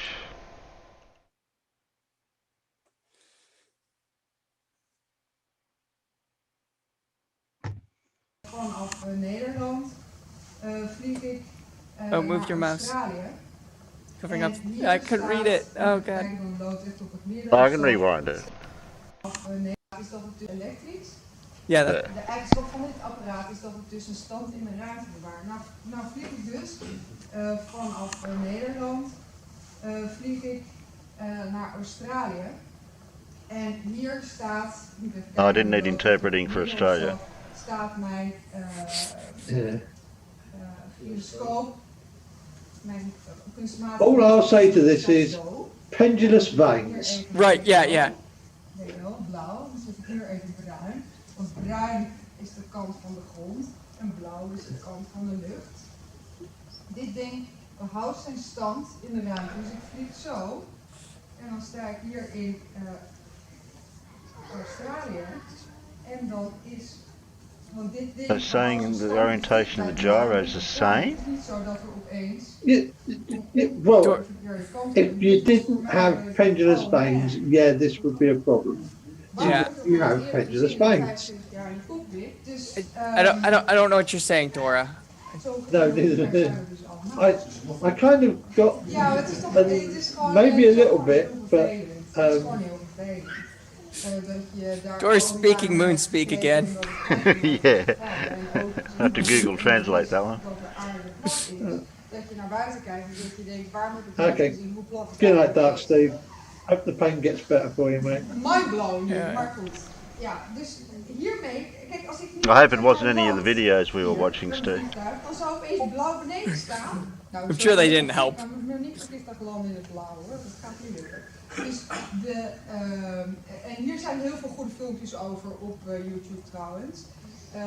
Well, yeah, the orientation of the gyro will keep its angle in space. Dit is een mechanisch apparaat. Ja, ik dacht, kijk, als je dat in That's lagen why they zet, have met lagers, dan weet je why they dat have the het things called pendulous vanes to keep it actually upright. Dus, Well, the other thing is, don't most modern planes and bewijs genoeg. Bovendien, als je zeg maar modern planes use optical gyroscopes, not mechanical ones, anyways? I think the modern stuff with the glass cockpits generally tends to, yes.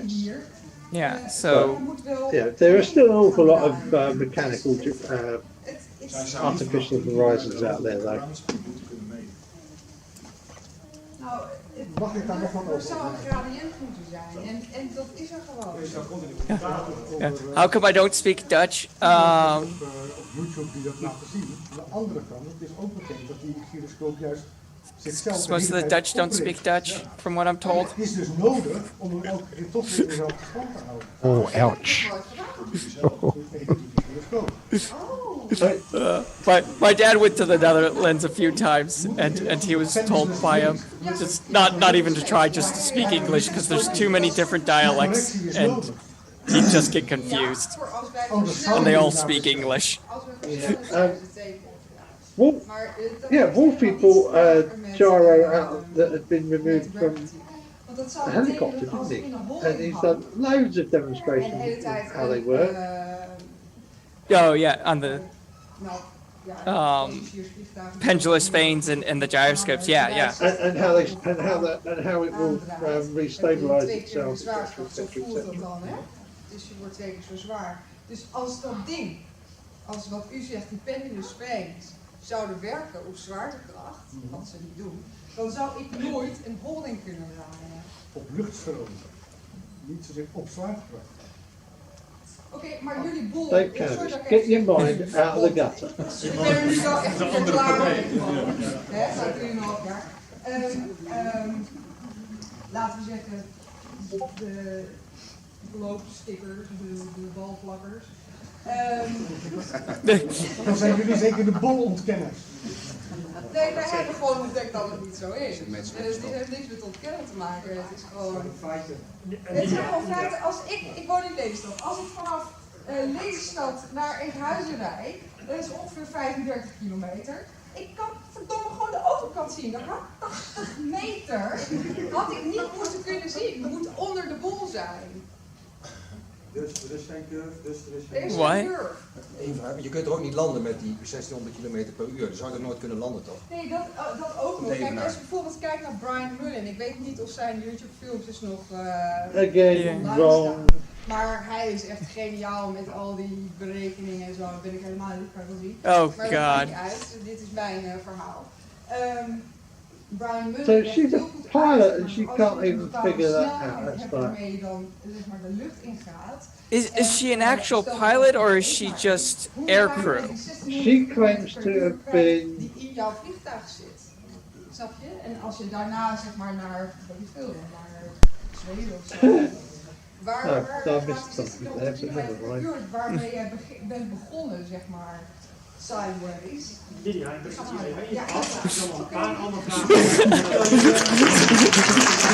Thanks for the confirmation, Dora. That's great. Irish Stew also needs to get his brain out of the gutter. Right, you're Irish. She brought up Brian Mine. I mean, she claims to be a KLM airline pilot. I doubt that, mate.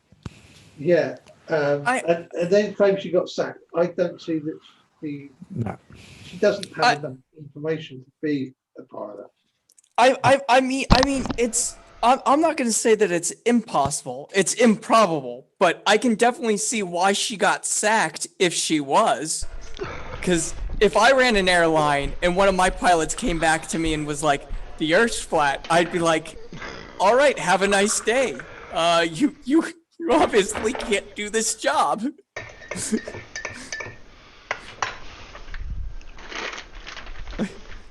Like that'd be like if, you know, I work on computers, that'd be like if somebody I work with came to me and was like, computers don't run on electricity.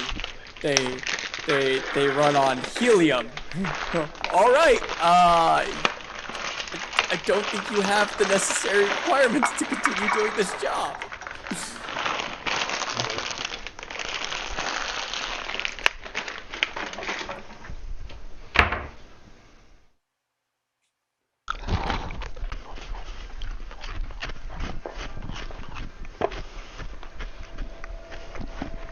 It's airplane.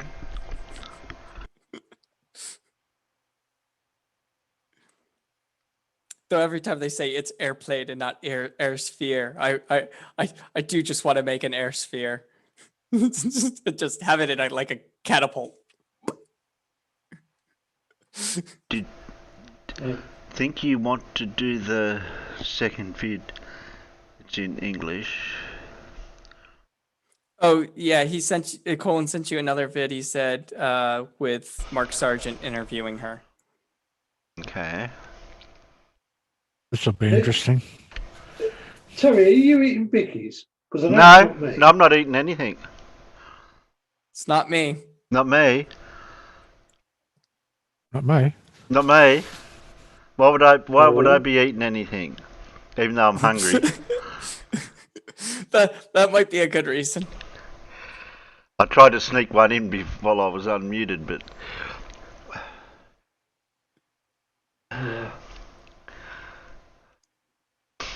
Oh, they run on their feet. I'm sorry, no name. That is clearly way better than what I came up with off the top of my head. so this is in English. We don't have to use subtitles.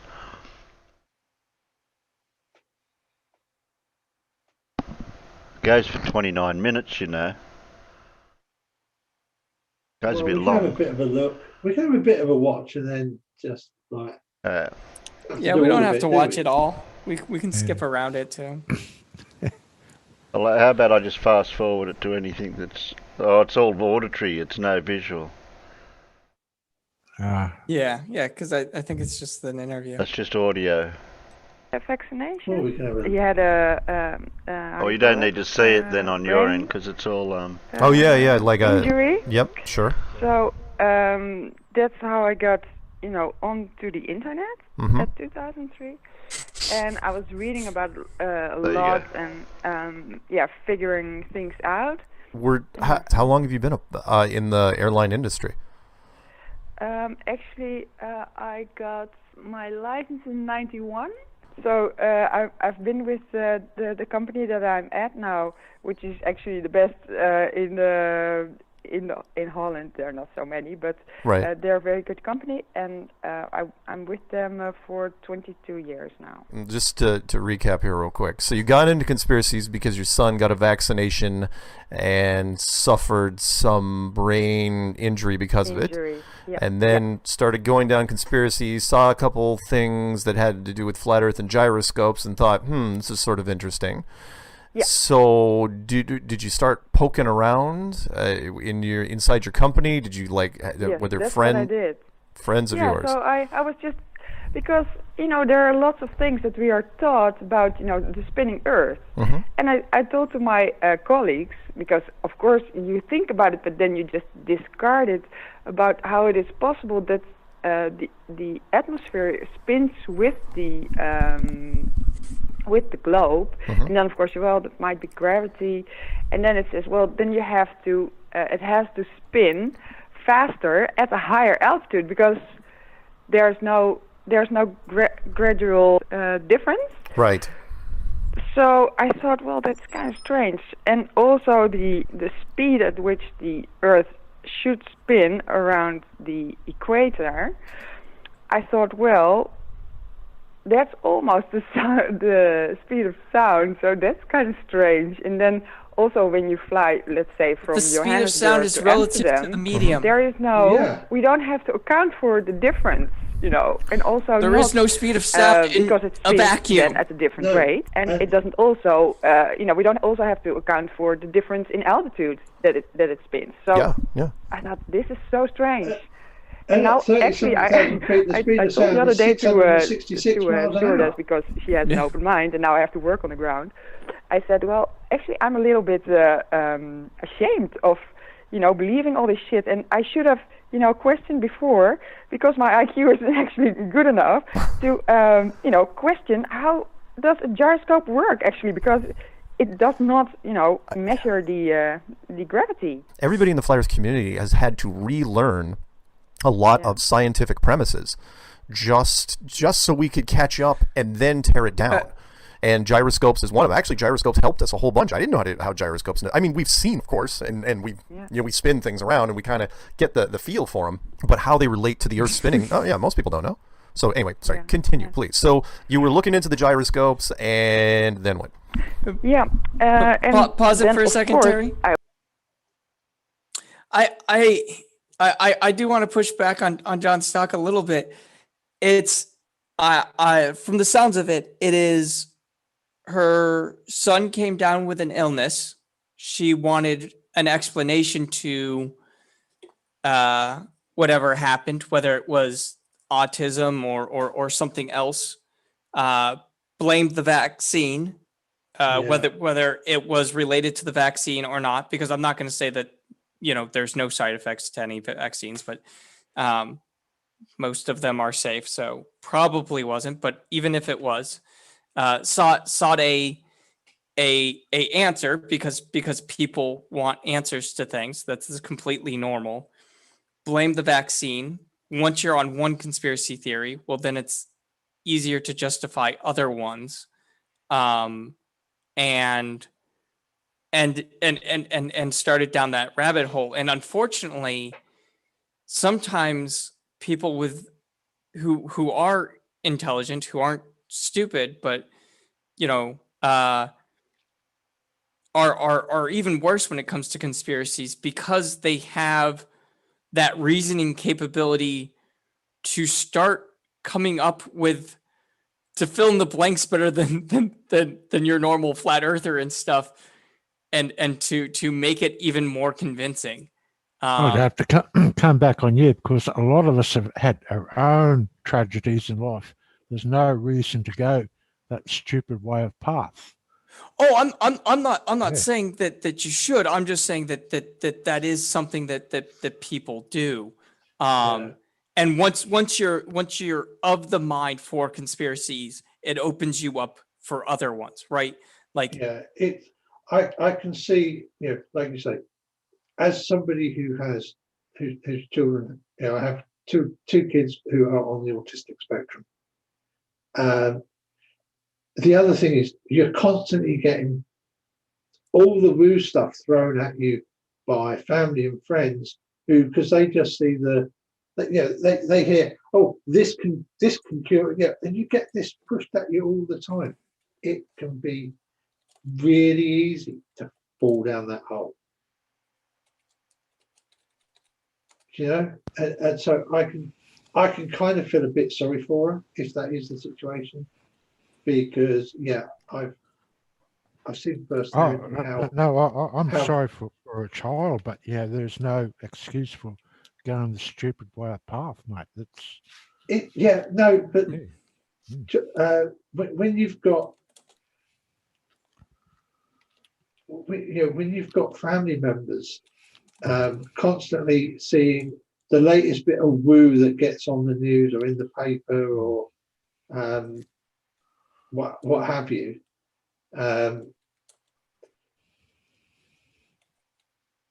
being pushed at you by your family because they think they're helping, and by your friends because they think they're helping. When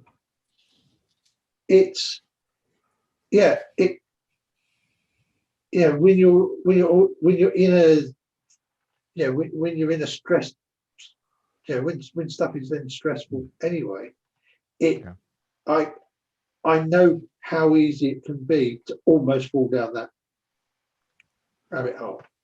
Well, and it makes things easier, right? Even sensible, really sensible people can get pushed over that edge. Yeah, and I agree with you. You should know better. But if everybody's pushing all this crap at you all the time, it's so really easy to start believing it. Fair enough. I'm not saying that make. I'm just saying it's like it's so easy for somebody who even who is otherwise a smart person to fall. Well, once you're down that rabbit hole, you can go everywhere because your brain just gets conditioned to it.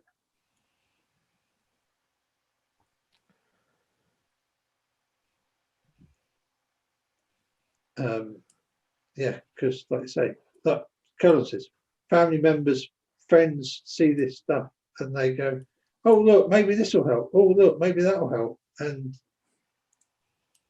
it takes a bit of strength to say, "No, you're talking bullshit" to friends and family, and and please don't bring this bullshit to me again because I know it's bullshit.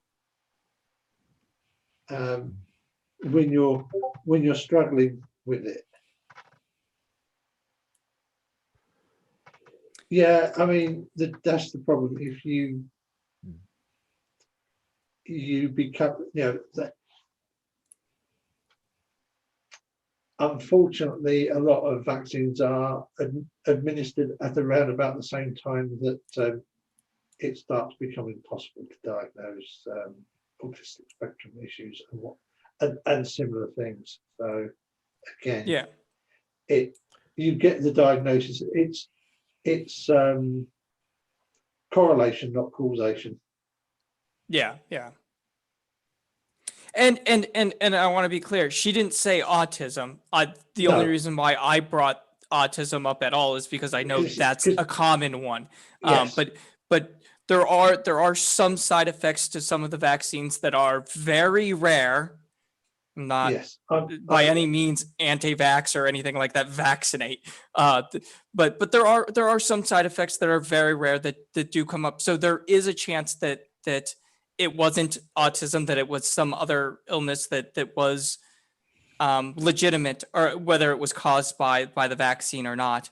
But once you have that slightest worm in, then it's easy to start chipping away at those logical reasoning skills that you're used to using and start falling into these holes that these people fall into of that this kind of narrow illogical logic of this makes sense without thinking about it, so just don't think about it.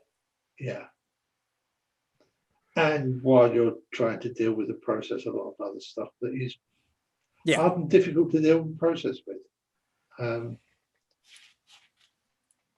It's I agree with you that I only mention autism. That's my personal situation, but there are very very occasional reactions to vaccine, but they are incredibly rare. Yeah.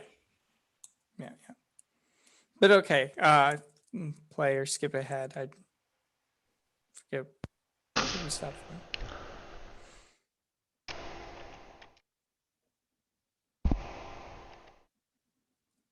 Are we listening to a little bit more of this, or? Sure, if you want to. It's your show, Terry. Yeah, I think I just stopped to address somebody in the chat, and then we kind of went off on that for a while. Yeah, that's okay. Yeah, well, no, it's like it's a genuine discussion on how people can end up. Yeah, well, in this situation.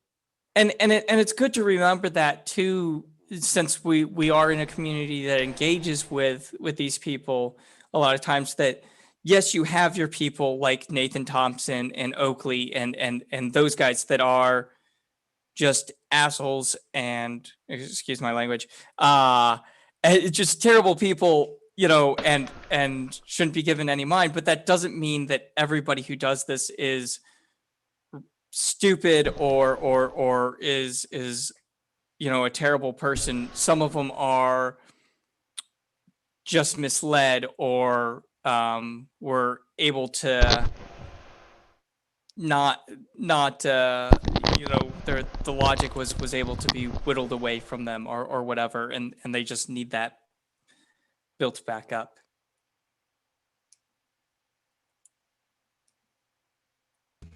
Okay. I also saw the movies from Eric Dubé about Rising Horizon. Horizon. Yep. And I thought, well, yeah, that's true. And we do fly at 40,000 feet, 41,000 feet sometimes. Mm-hmm. And of course, I've been. This is now almost a year going on that I was, you know, that I started looking for the curve, let's say. Yeah.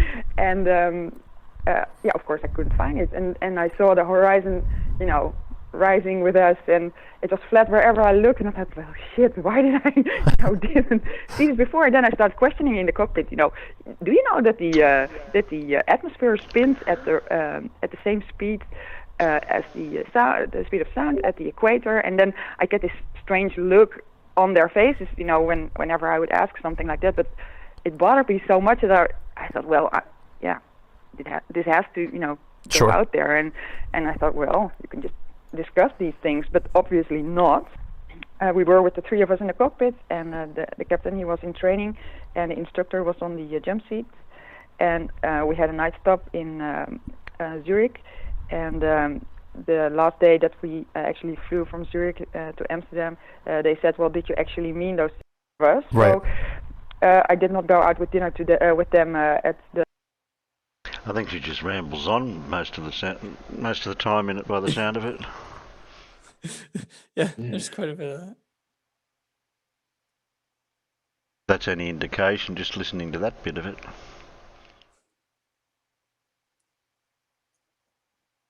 Oh.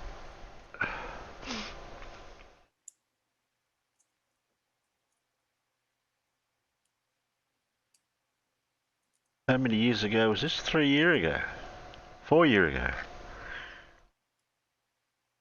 So what's she been doing since? Not flying. Did you see the Simon Dan where he ranked the different conspiracy theories? I think that was earlier in the week. Yeah, or maybe it was last Friday. Yeah, I remember seeing him rating the conspiracy theories.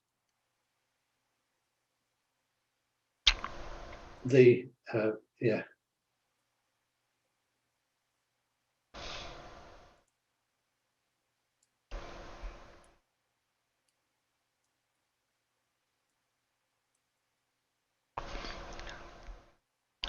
You know, casual space mat's naked out there, Alan. Oh, yeah. He's. You don't want to see a casual space mat naked. No way. Matt, I mean, it kind of depends on what kind of curve you're looking for. You know, like left to right curve. probably not. No. I mean, we do see forward drop off in front of us through ships and different objects disappearing or being cut off at the bottom. So like that's the problem with all this talk of, do you see curve or don't you see curve? How do you see curve or whatever? Like there's so many different ways that it's phrased or said or whatever that like a lot of times things aren't talked in specifics enough. Yeah, I don't know. That's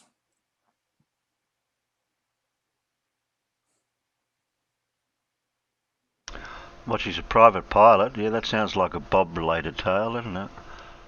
Yeah. Although she did say she got a license in '92, and that would be the first stage of your license. So yeah. You would then go to multi-engine and then jets and then commercial, usually. Yeah. Well, and you have to renew that every so many years. I don't know what it is for pilots, but I do. You kind of have to keep your hours up to keep it. Yeah. Least what they look at is you have to be actively flying, or you can lose it. Yeah. So if she got grounded from her company, the chances are that she's still flying is probably pretty rare. I mean, she might be able to rent planes and get up enough, but yeah.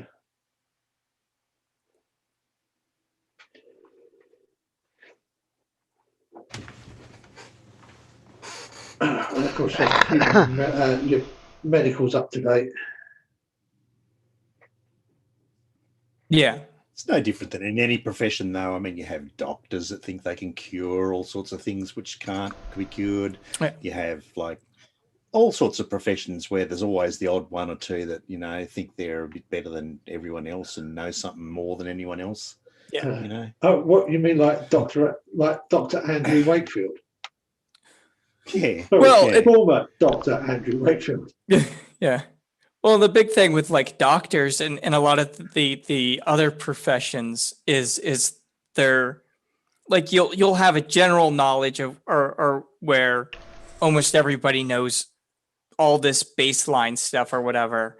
But then after a certain point, it becomes specialties. So like just because you're a doctor in one field of medicine does not mean that you know all of, Dr. Fauci doesn't necessarily know all about cancer, right? Like just because he's, in one area of medicine or whatever.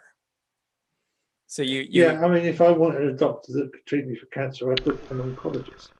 Right. Yeah. And so a lot of times you'll see the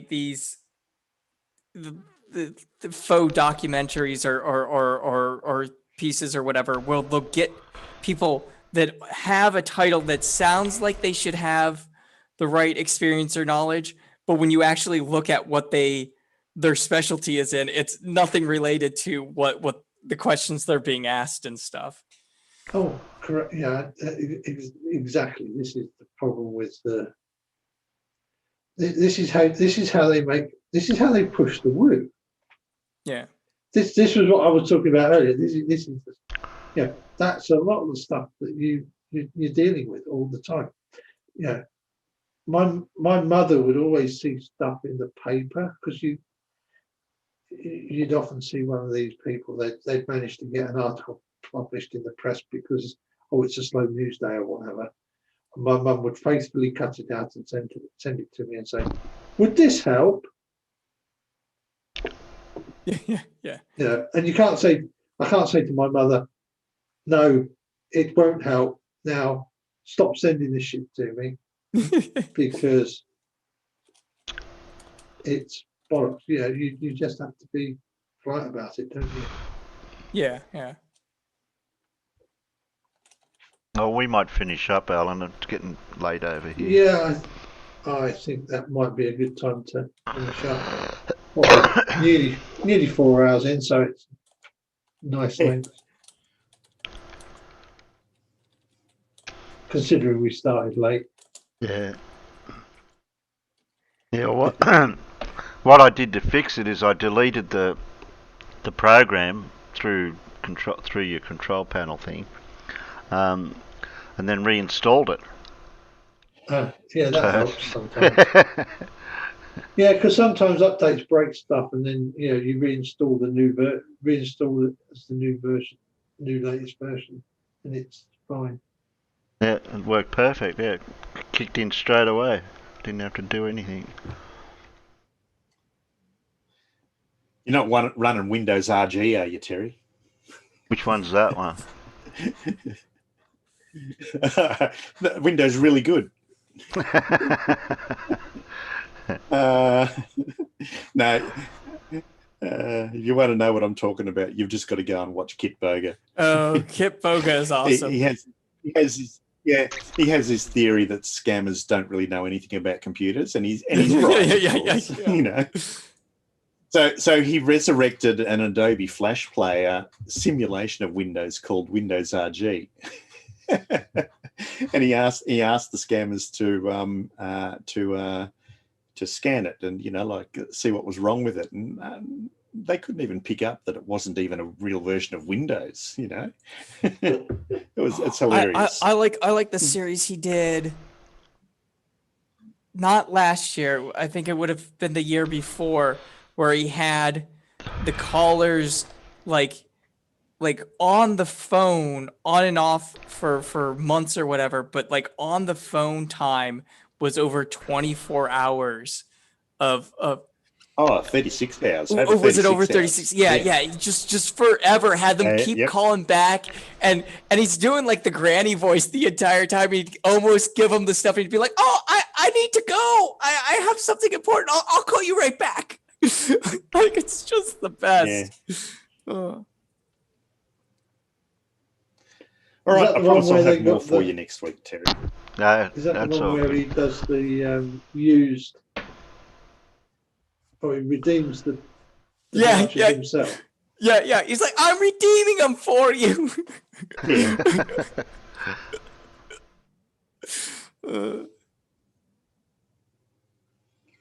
Who's the other one that sometimes has actually stolen their data off them? Oh, I've seen a few people that do that, or hack in and then send send all their files and stuff to the local police and stuff like that, or FBI. Yeah.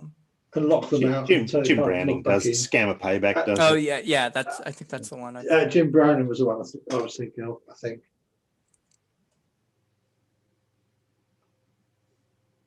All right, then. Well, thanks again, Alan, for letting me stream through your channel. Well, thanks, John. That's all right, thanks, Joseph Fraunhofer. Thanks, Mute Donkey. Fraunhofer.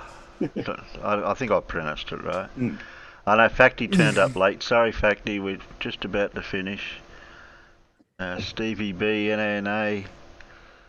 I was about to stop Facty being naked, hadn't I? Yeah, well, I haven't seen Casual Space Matt for nearly 12 months, nearly. Dave Cannabis, Colin, Dora, Dart, Demon Orb, I think, Irish Stew, who else? Who's farting?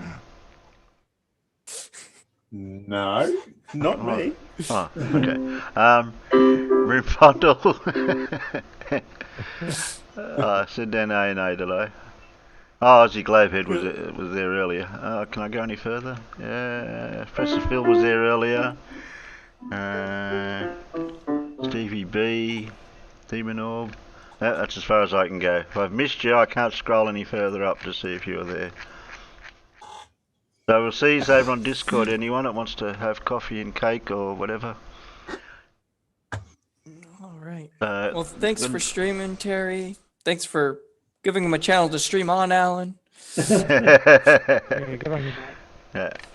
All right then. That's right. Oh, just a word of warning for next week. I'll set the stream up, but I'll have to set the stream up on Thursday evening. Right. Because on the Friday, I'm going to go and get my 5G upgrade injection. Yeah. Oh, okay. So that I'm permanently connected to the 5G. So I'm going to be staying with my daughter that evening because it's a couple of hours each way on the. Well, it's more than a couple of hours each way on the bus. So I shall go to Norwich on the Friday and stay, and then come home on the Saturday. So I'll set the stream up for you, but I won't be here because I've been having I've either been having my COVID injection. Right. Oh, well then. Well, good night, panel. Good night, Peanuts. See you over on Discord, anyone that wants to join over there. Yup. Who's Fred Bailey on moderator? Yeah, Fred's naked. Have to fix him up for next time. He is. Okay then.